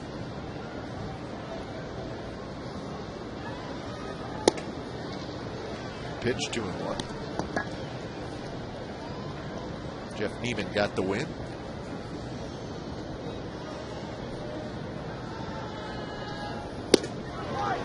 Pretty good fastball there. Gordon swings and misses.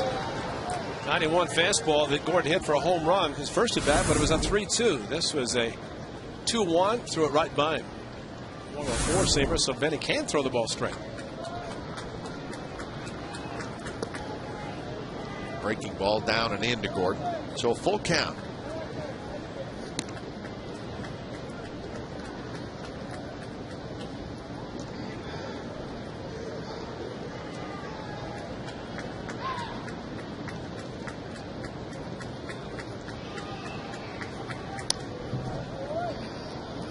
Speaking of Gordon, third base in the outfield, Chris Carter is playing left field now. Maybe won 6 or 7 games in left field. It's interesting. So the big guy has moved to the outfield. Keep an eye on that. River swing and a miss. So a couple of strikeouts for Vin Mazzaro here in the 6th. Bottom of the 6th coming up. We're tied at 2.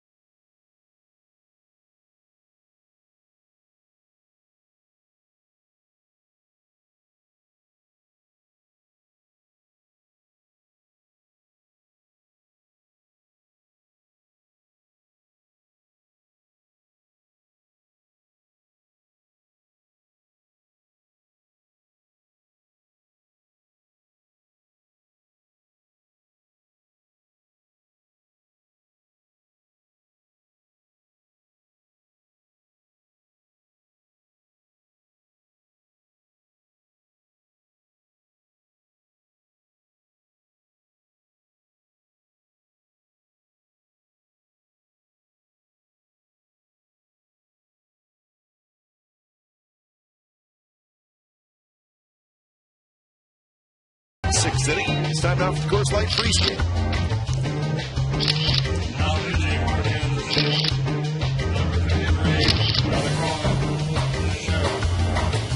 Coors Light freeze camp is brought to you by Frost Brew and Coors Light. It's the world's most refreshing beer. Mazzaro, 6 innings tonight, and the game is tied at 2. Well, he might be finished. If he is, he finished with a flurry because a couple of strikeouts, especially the last 2, 3 and 2, and got both of them.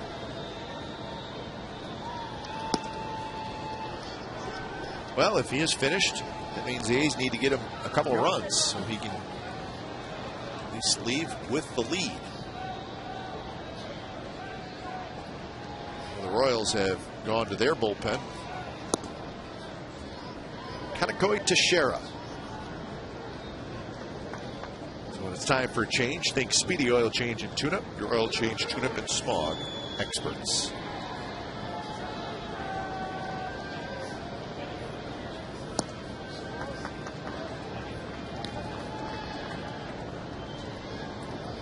So Kyle Davies goes the 5 innings. He will get a no decision.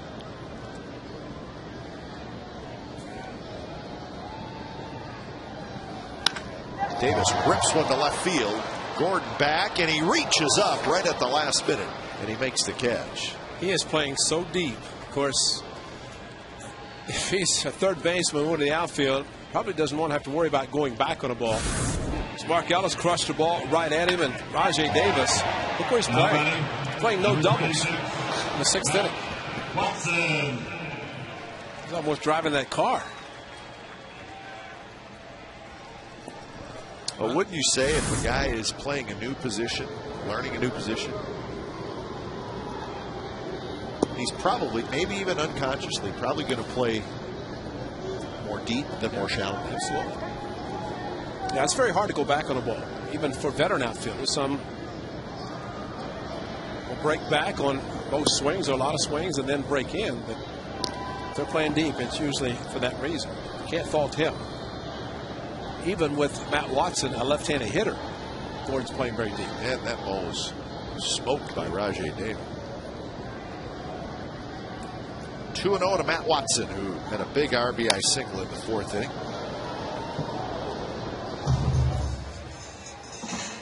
This is where a ball hit by Watson to left field more likely would be a base hit in front of Gordon. Look at the numbers for Davis. So back-to-back starters going just 5 innings. Bannister last night, Davies tonight. Pitch count 95. 107 for Bannister last night.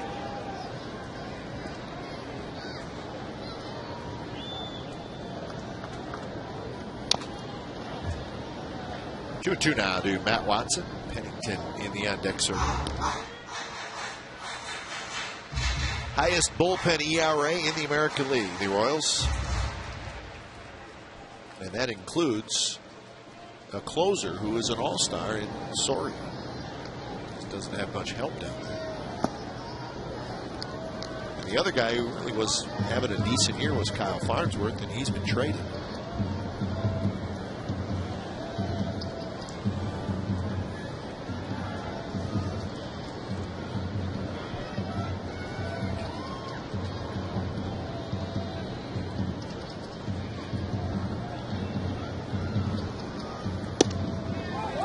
Watson, a good at bat, gets the 1-out walk. 6 walks now issued by Royals pitchers. Last night, 7 walks. Shortstop, number 2, As I mentioned, the 2 walks are 2 runs, a result of walks tonight that helped the A's, but we'd like to see a few more than, in this case, 2 of the 6 score.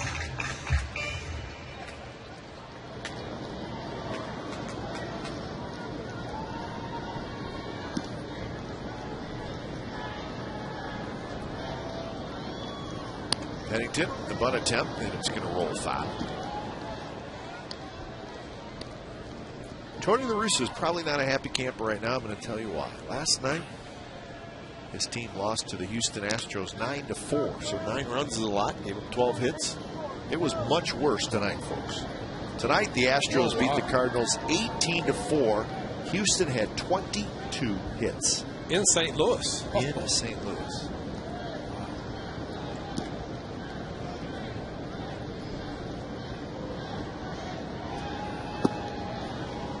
Luckily for the Cardinals, the Cincinnati Reds lost today. Of course, those 2 teams really battling in the NL Central, so St. Louis remains just a half game behind the Reds.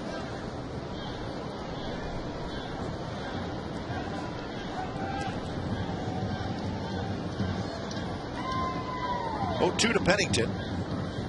Runs it away. Braves lost, the Phillies won, so Philadelphia picks up a game. They're just 2 back in the NL East. Houston's won 7 in a row. 7. Amazing, isn't it? They're not even last place. Got No, Chicago and Pittsburgh. Heck no. They're only 13 back. Pennington swings and misses, and that is the 2nd out. So Pennington has struck out twice. So top of the order, Coco Crisp. Tailing fastball away from Cliff. number 4, Coco Crisp. Ben Mazzaro hoping for some 2-out magic. He is probably finished. Looks like the Jerry Blumens loosening in the pen. Tall lefty will be coming in.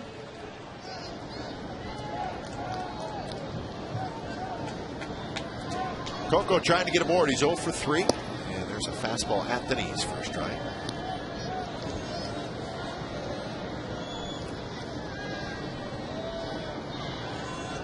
fly out, strike out, ground out for Chris.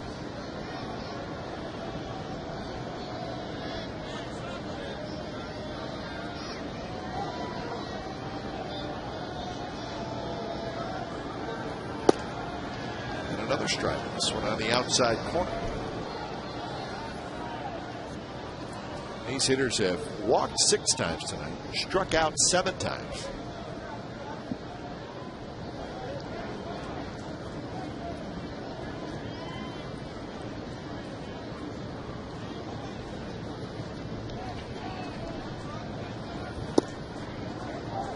To share.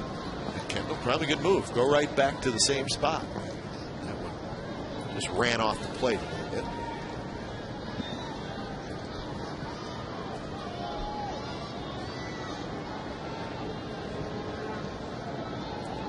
Changeup. And it drops low. The Mariners have scored a run in the bottom of the 6th. They lead Texas 3-2. Now top of the 7th at Safeco.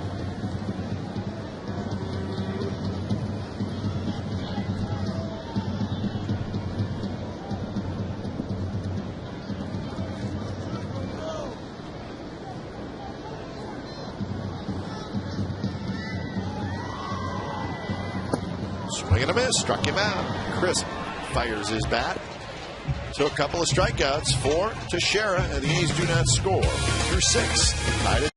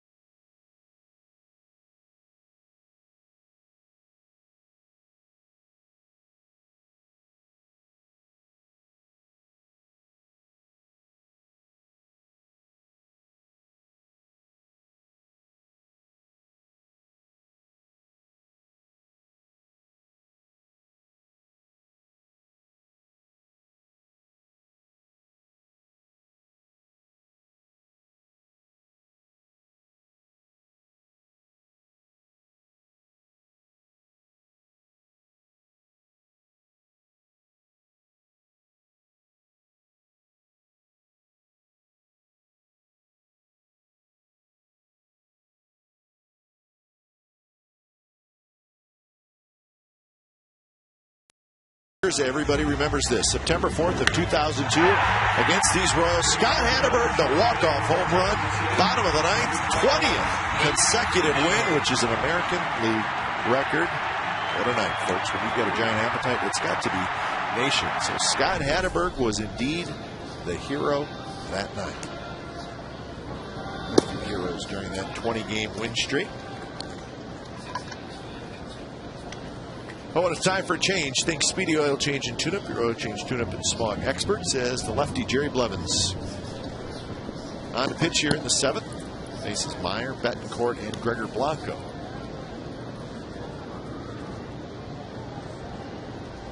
So Vin Mazzaro goes 6 innings tonight. A couple of runs, 2 walks, 5 strikeouts. Down the right field line, and that is going to be a fair ball. Meyer has pretty good speed. He hits the bag at second, and he's going to stop there.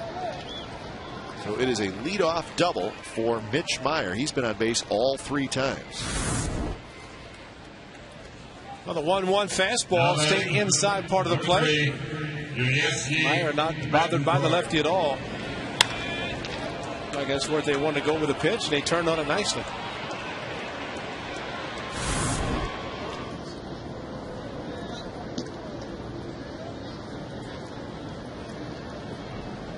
So quickly, Michael Wirtz starts to get loose. Kuzmanoff in at third. Barton in at first, not quite as far in as Kuzminov. Betancourt a single in the second and a pop out in the fourth.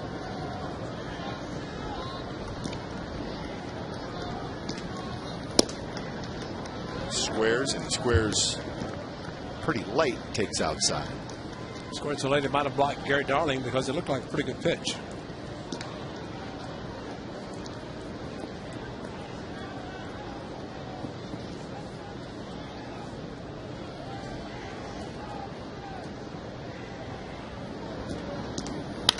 There's a liner past Pennington into left field. Meyer had to make sure it went through. In fact, he took a couple steps back towards second base, which is the right thing to do. But it's a base hit, and the Royals are in business here in the top of the seventh. Well, they faked the bunt first pitch, got a fastball down the middle. Maybe we're seeing a little rustiness in the A's bullpen. Good call.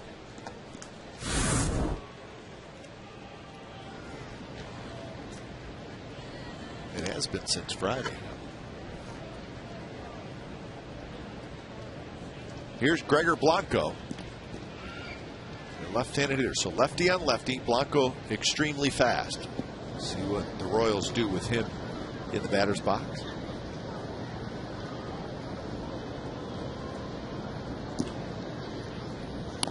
And the bunt out in front, and Suzuki's going to throw back to third, and they're going to have Meyer in a rundown. Meyer is going to stay in the rundown long enough to get the runners to move up to second and third, but and now what is going on? He ran out of the baseline. Well, he was running back to the dugout. Well, Jerry Blevin tagged both of them. I think it comes down to which guy is the right guy to tag. Yeah. And now all the umpires are going to get together. I'm going to stay out of this one.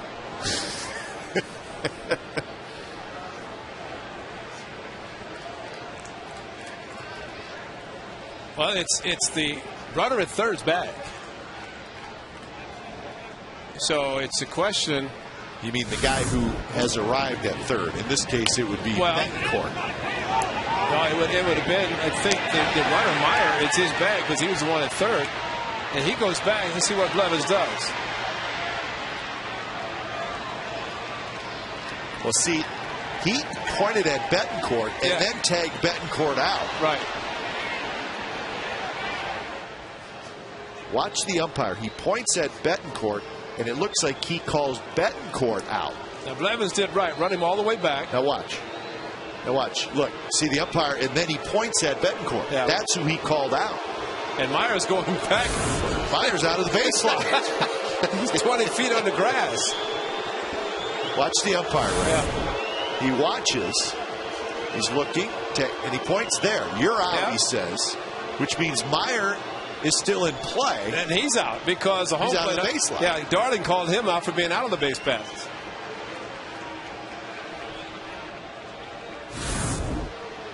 Well, this is interesting. All right, well, here's the rule, folks. It's Rule 7.03. Just one exception. It says if the trailing runner is forced, if the two runners are touching the same base, the trailing runner shall be out when tagged, which is what the A's did with Betancourt, and the preceding runner is entitled to the base with one exception. Meyer is that guy. If the trailing runner is forced, he is entitled to the base, and the preceding runner is out when tagged or when a fielder with the ball steps in the base. Well, it's not a force. The question, too, is he wasn't tagged by Suzuki, but he was way out of the baseline. He was in the middle of the diamond. Yeah. And plus it's saying if the trailing runner, Betancourt, is a force, it wasn't because it would have been a second for Betancourt. Well, very, very interesting, and quite frankly, probably a little confusing for everybody watching. So Hang in there. Now, Bill Hahn is the one who pointed to Betancourt.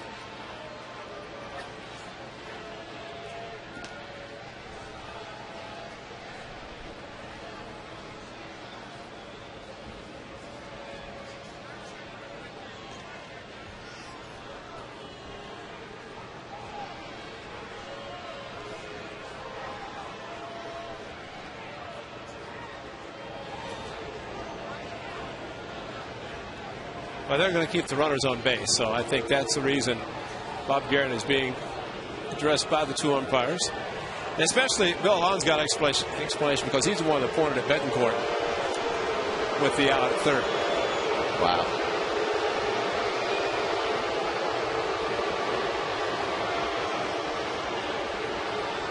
So you're saying it looks like they're going to call Meyer out. But Bill Hahn pointed at Betancourt and said, "You're out."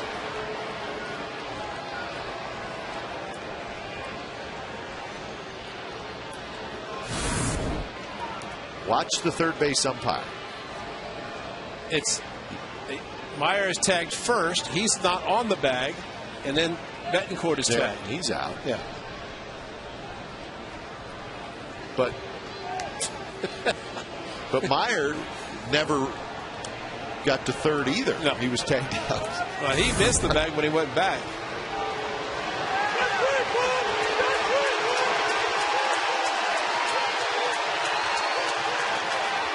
And after a mix-up, Guerin's going to get ejected. Yep, that's exactly what's going to happen.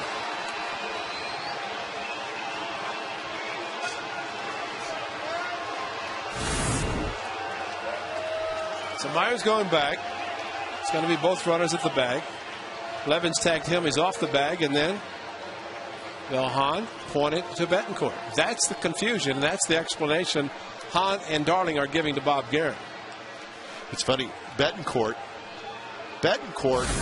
was right. He was telling him to stay. Hold up. They just threw him out. Well, Bob Guerin gets thrown out. And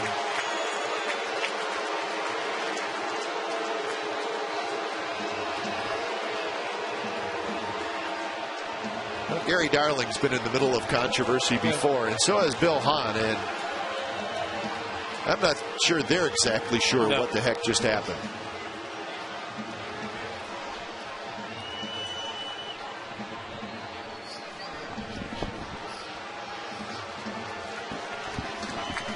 So Bob Guerin's going to leave, and now Darling's going to explain it to Ned Yost.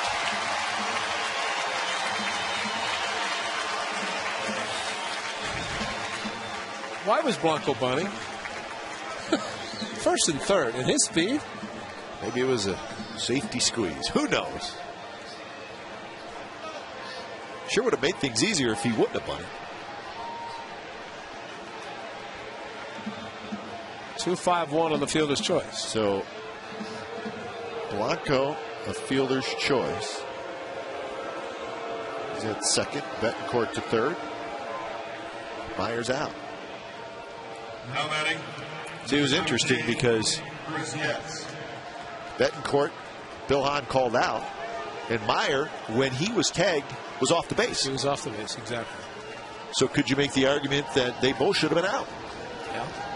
Just Meyer wasn't on the bag. Meyer was not on the bag. If he had gone back to the bag, he tried to step on the bag and missed it. If he would have got back, stepped on the bag, and both the runners are standing on third base, then it's a different deal. Yeah. Anyways, fielder's choice. Second and third, infield in for Getz. See, that rule that was thrown up, the exception. Little pop-up, Pennington out. He's going to get it, and that's out number 2. Wow. But the exception they were talking about, it said unless there's a force on the trailing runner. He wasn't forced. And it's the runner, in this case Meyer, the preceding runner, it says base. Number 18. Third base belongs to him. That's why when he went back and he was out because it wasn't on the bag and Betancourt was tagged, it should have been a double play. Ty Waller, the acting manager, comes out. He's going to make a pitching change. So Wirtz is going to come in to face Jason Kendall. Second and third, 2 outs.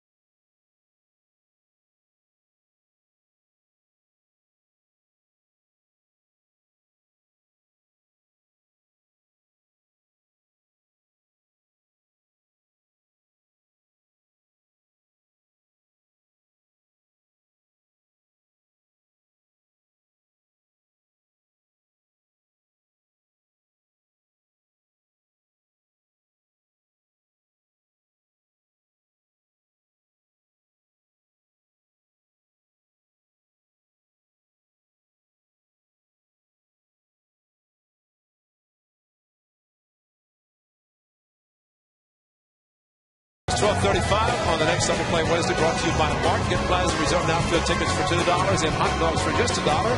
And with your game ticket, admission to Mug Root Beer Float Day is free, starting at 10:30 in the East Side Club. Tickets online now, OaklandAthletics.com.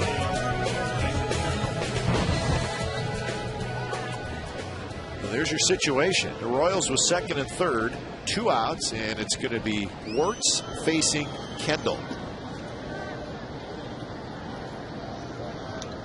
Kendall is 0 for 3. First pitch is outside. He is struck out, grounded to short, grounded to second.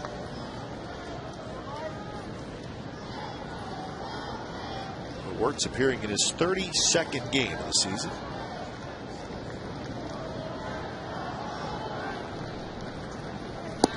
Slider and wild swing by Kendall. Well, it's the slider that Michael Wirtz likes to throw. Went down. Fortunately, it was away.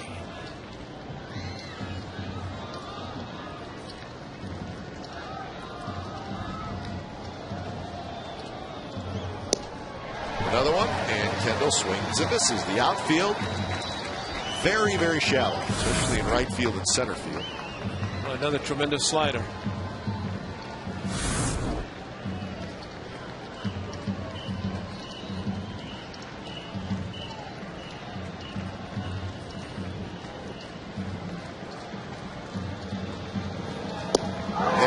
Swinging 3 straight sliders, and Kendall strikes out in a very crazy, strange, odd inning.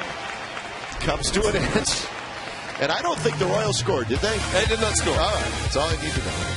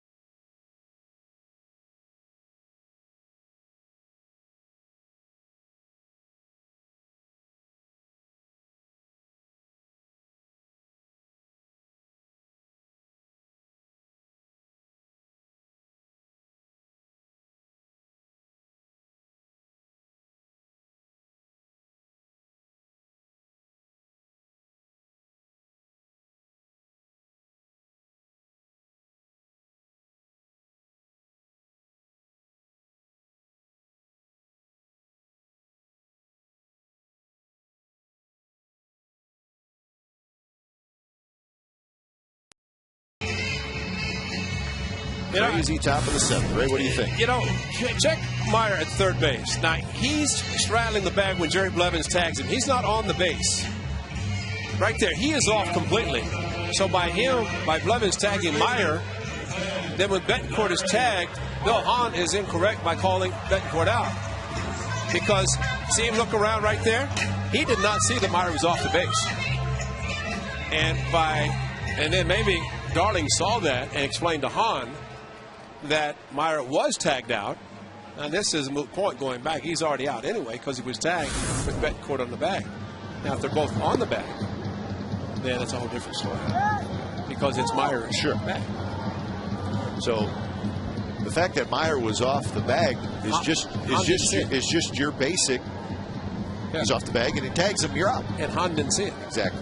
And because he didn't see it, because he turned around and looked to the side, it was just like in the playoffs last year at third base in Anaheim to McClellan.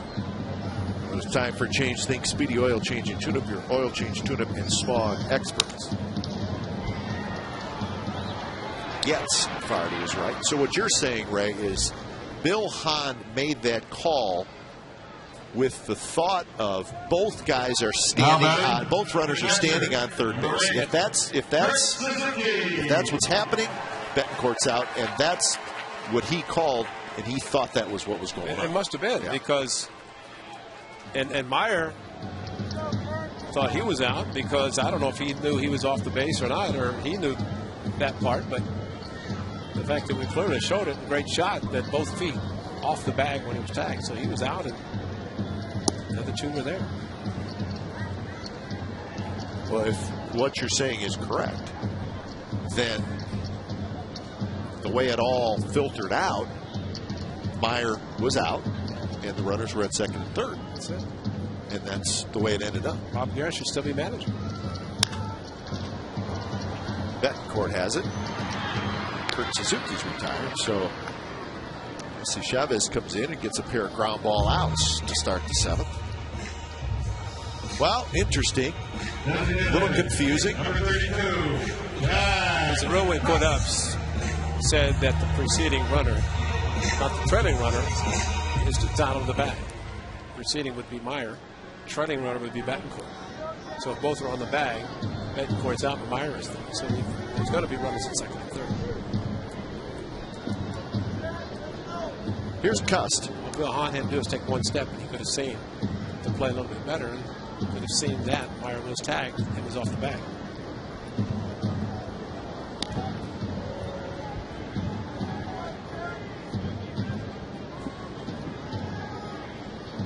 Cust has struck out twice and walked.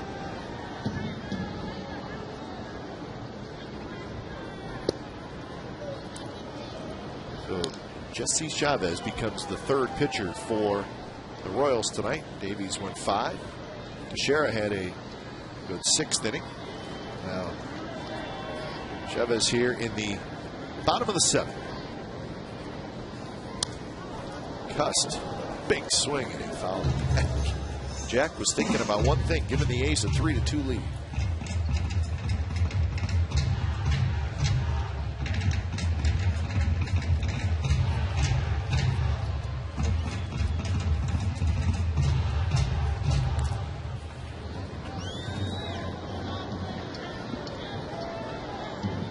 So 1-2 to the A's cleanup hitter, with Kuzmanov hoping to get a chance to hit in the inning. Shook off the changeup from Kendall. Like slider inside. Shook off the fastball.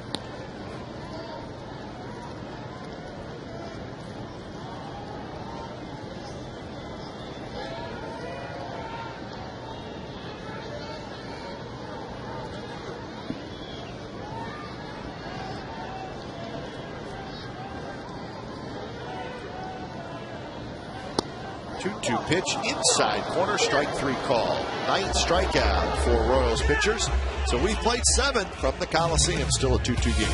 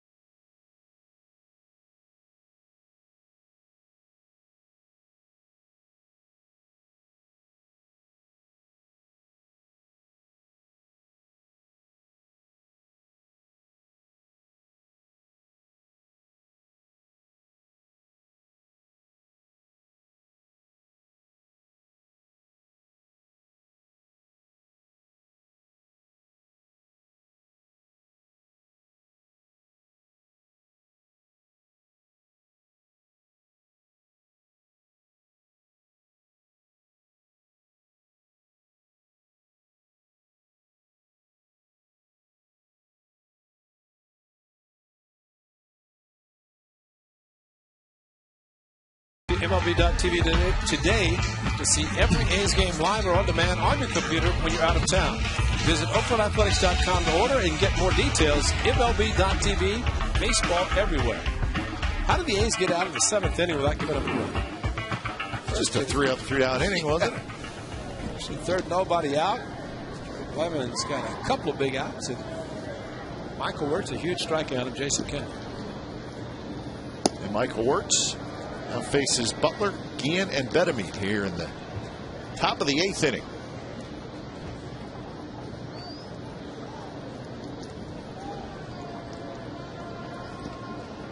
Butler is 1 for 2. He doubled in the 3rd. He walked in the 1st and popped out in the 5th.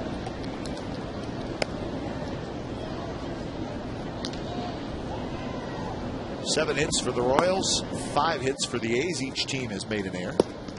Slider and a good one. And it's 1 and 2.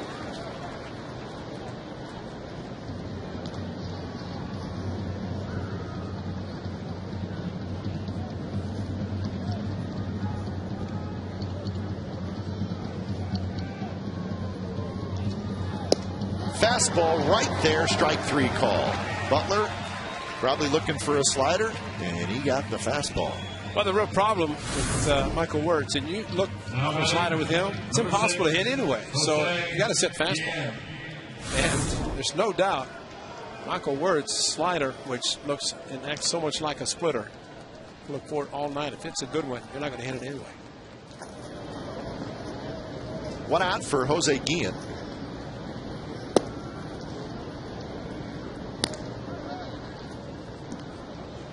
Guillen, a couple of ground outs and a pop out.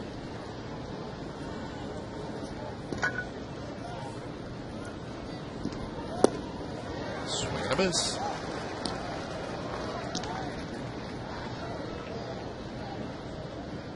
Mariners still leading the Rangers 3-2, top of the 8th inning. Texas rallying in that top of the 8th. Pop up. Suzuki and Barton coming together, and it's going to be Derek Barton who makes the catch. 2 outs. Well, got away with one there. Pretty good fastball that Guillen just got under. Location. Maybe the fact that it was up a little bit helped. And he got under it instead of being able to drive the ball. Blake Wood, big right-hander, starts to throw for the Royals.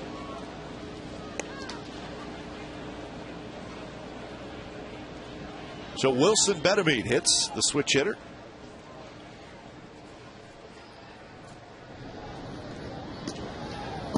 Bedemeat is 0 for 3 with a couple of strikeouts. He's also grounded out.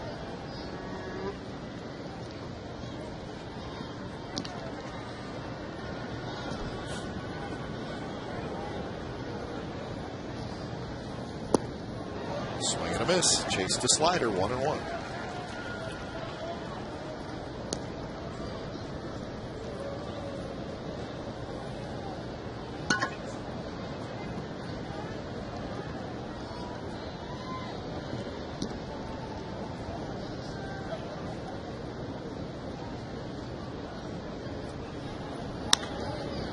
Pops it up, left side of the diamond.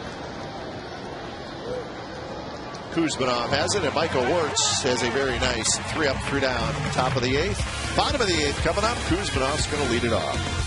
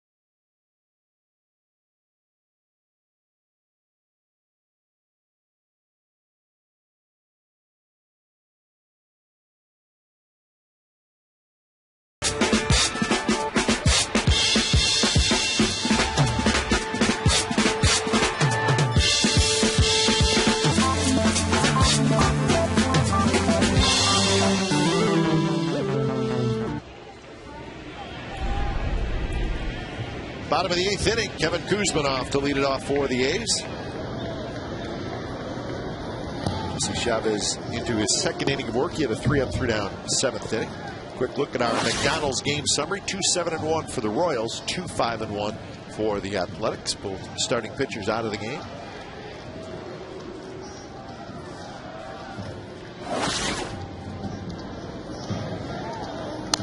Kuzminoff fouls it back, so the count even at 1-1. Jesse Chavez, like the center fielder Gregor Blanco, came over from the Atlanta Braves in that Kyle Farnsworth, Rick Ankiel deal, which was a trade deadline deal on Saturday.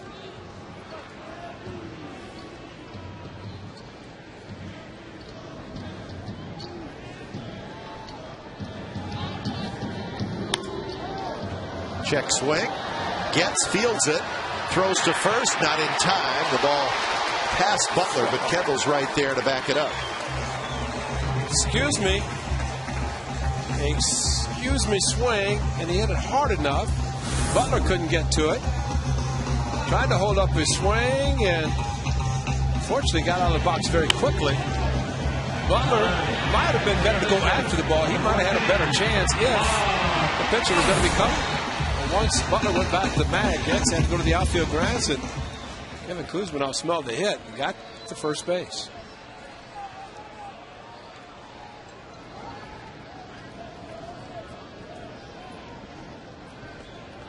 So the go-ahead run at first base, and Mark Ellis is the hitter.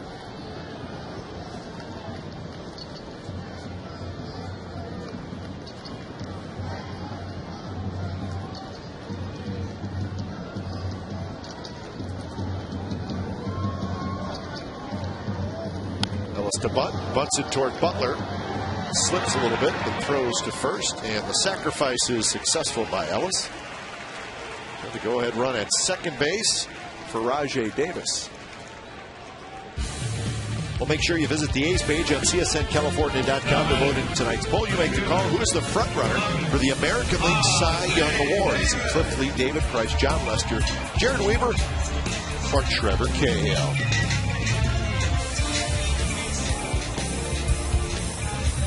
Trevor's thrown his name in the mix. You look at his overall record, the fact that he missed the first month of the season. Got quite a few starts remaining. Right now, the A's trying to score a go-ahead run.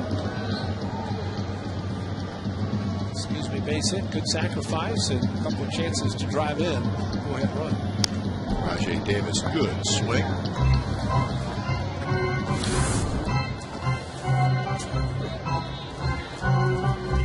You notice Gary Darling, of course, Rajai Davis letting him use his bat, but attaboy, wipe it off. But you never like to use the barrel of the bat to clean the cleats. Thank you. What's he doing? I'd said no, get a tongue depressor from a trainer. Bounced over the mound, gets the second baseman quickly to first. Davis is out, 2 outs, and Kuzminoff is now at third.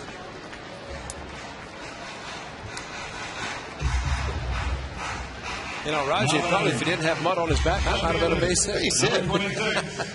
Matt Watson. Well, have a good night, Matt. A couple of walks, RBI base hit. The A's their first run.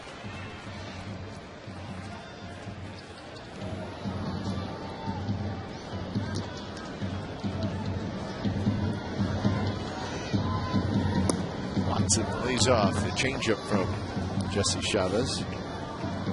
Can Matt Watson do it again? He had a 2-out hit in the 4th. Knocked in a run.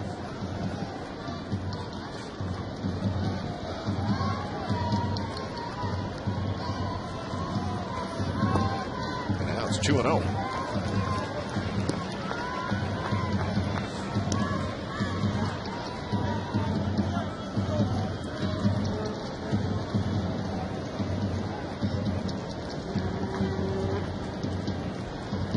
Watson is yet to be retired. He's walked twice and had that base hit.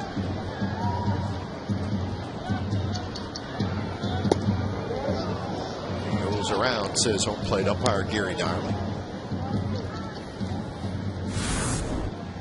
Had thought Watson trying to get the go-ahead run in, maybe expand this strike zone and trying to be aggressive. Nothing wrong with that.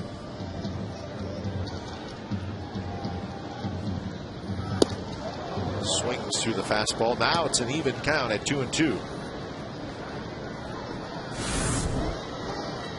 It's a challenge fastball.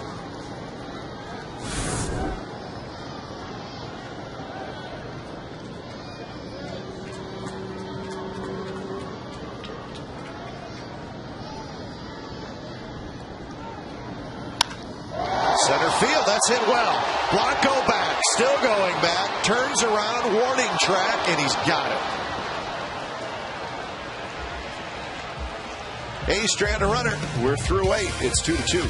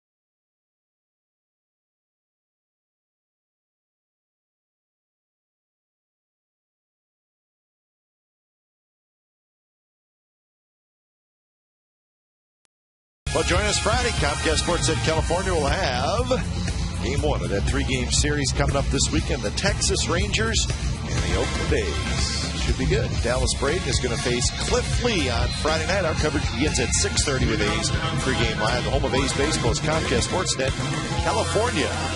So Harden and Gonzalez on Saturday, Lewis Cahill on Sunday. So that is the big series coming up against the first place Rangers. Here at the Coliseum tonight, it's a 2-2 game. So Craig Breslow comes in. So when it's time for a change, think Speedy Oil Change and Tune-Up. Your oil change, tune-up, and smog experts.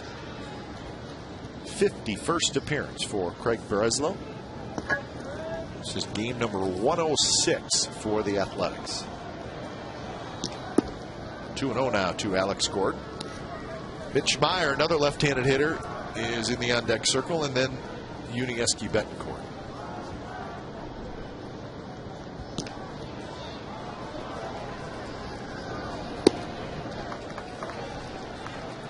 Gordon a home run in the second, strikeout in the fourth, strikeout again in the sixth.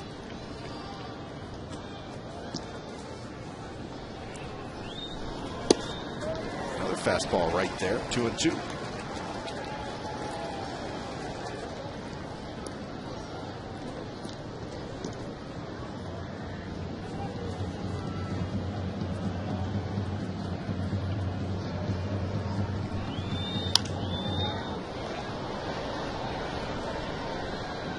Gordon's home run back in the second went to left center field.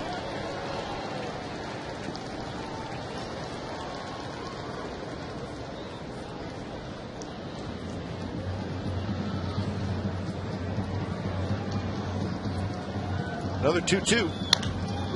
Bounce Barton, and it scoots by him, and it rolls into shallow right field.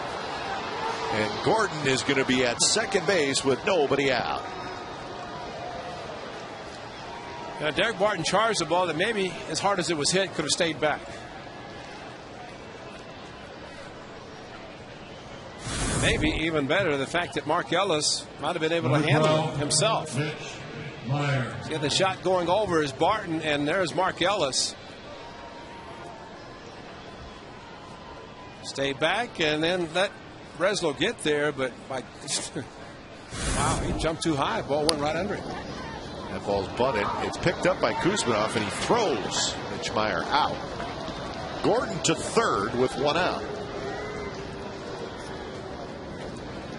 Meyer with the sacrifice. Well, this ball was not going to roll foul, and Kevin Kuzminov charging. Saw the spin, pick it up, and, well, it might have been foul. It was on the line. I think it would have rolled foul. But a sacrifice.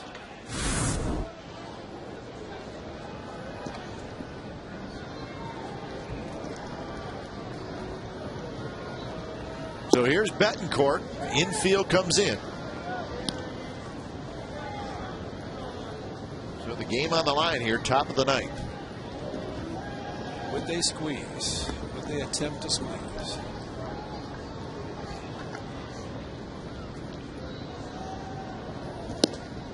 Just off the plate, 2-0 to Betancourt.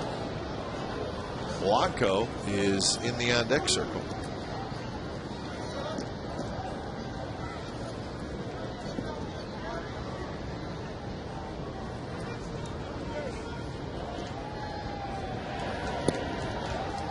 As Kurt Suzuki wrestles with that one.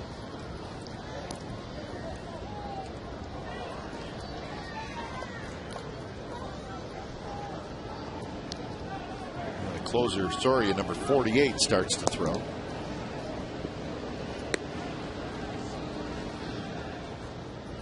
And now they're going to finish off the walk to Betancourt.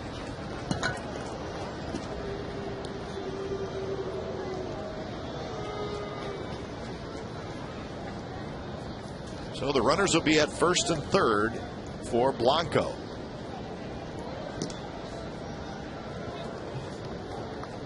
Now batting, number 7, Gregor. Thing about Blanco, tough to double up, and so the infield's going to play in. Suzuki getting the sign from the dugout. So if Betancourt decides to run, I would say throw through. A pretty good chance, although they may just let him run. Blanco is 1 for 3. Strike call down around the knees. Blanco did hit into a double play back in the second inning, a 6-4-3. Hit a ball very hard to Pennington.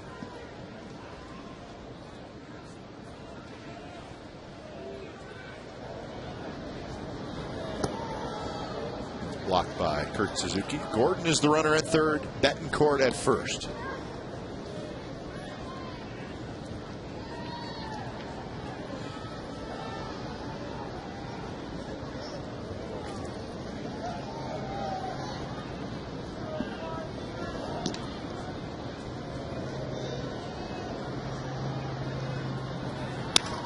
There's a shot. Pennington dives. They get the out at second. The run scores. Ellis was able to get his foot on the bag. But the run comes in to score, and the Royals have taken a 3-2 lead here in the ninth. So a terrific play by Pennington. And the A's got the out at second base. Well, off balance throw, and Mark Ellis did a great job, but I think Betancourt had more of an intention of trying to take out Ellis, so no double play would be turned, so he's way off the bag anyway, and then kicked Ellie on top of it. Well, you have to wonder if Pennington was at his normal position. As hard as the ball was hit, might have been a 6-4-3 double play, but could not take the chance.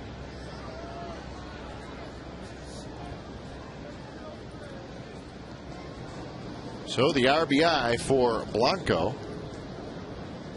It's his first of the year. He takes off. Pitches a strike, the throw to second base. It goes off of Pennington, and now getting up and racing to third is Blanco.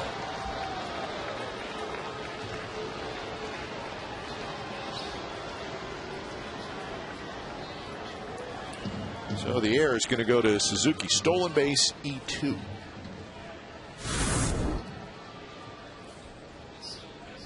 First move, and Kurt Suzuki, I don't know if he had a very good grip, and ball to the shortstop side of the bag.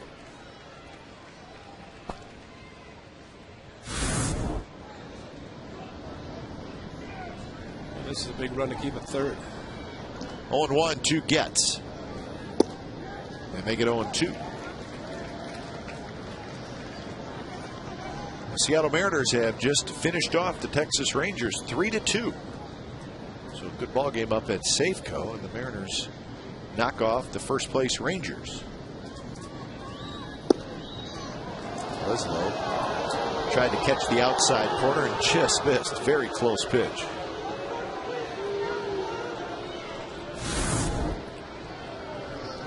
Let's try to sneak the fastball by outside, and they can. Don't have it. Got him swinging, so the fastball gets but a run for the Royals. So bottom of the ninth coming up.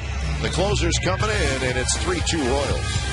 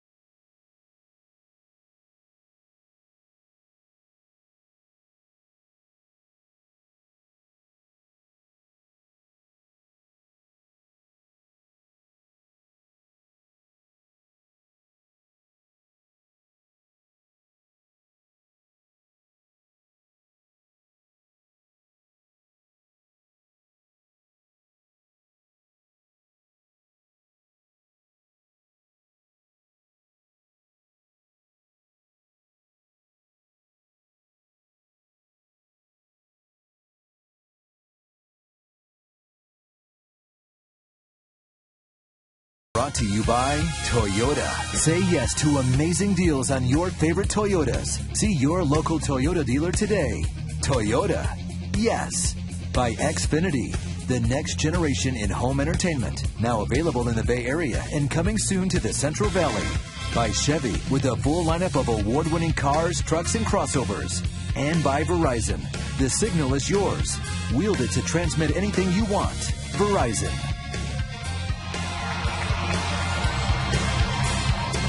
Bottom of the ninth, A's down by 1. Royals 3, A's 2. Here's Pennington.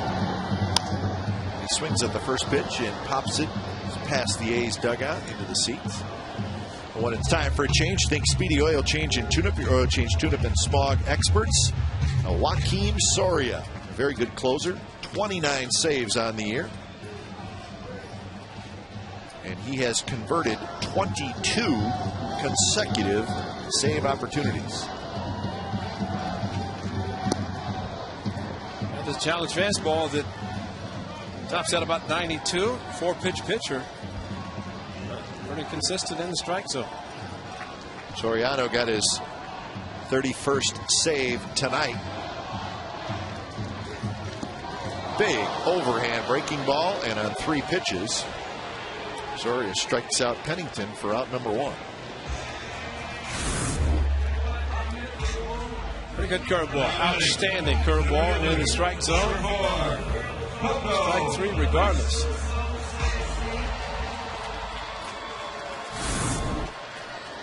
Soria, an all-star this year and an all-star in 2008.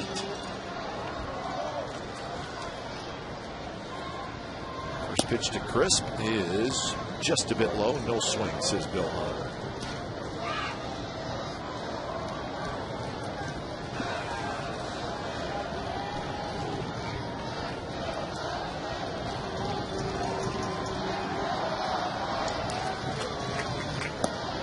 Pretty good 2 innings by Jesse Chavez. Gives up just 1 hit and a strikeout.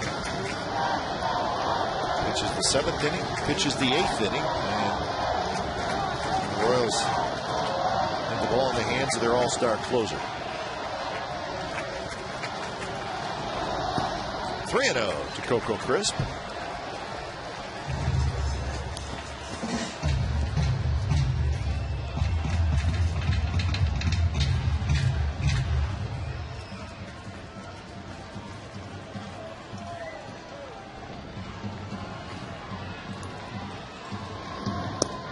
Pitches in there for a strike.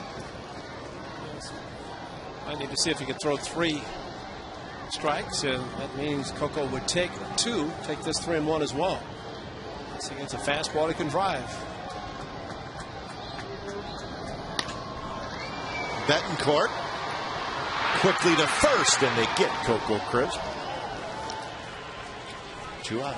Time now for the deep drive of the game. Kurt Suzuki gave the A's a 2-1 lead on a line drive to left center. Blanco got to it, but late. Derek Barton scoring from first after he was walked by Kyle Davies.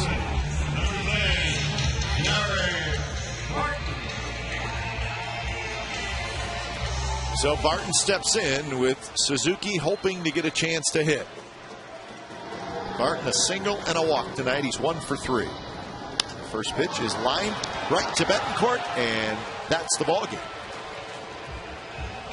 So Joaquin Soria gets the save.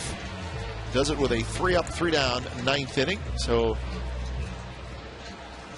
difficult loss tonight for the Athletics as the Royals even up this series at a game apiece. 3-2 is your final. So the A's lose. First place Rangers lose. The A's remain 8 games back in the American League West, and they are now 53 and 53. 3-2 is the final. Royals over the Athletics. Don't go away. A's postgame live with Damon Andrews.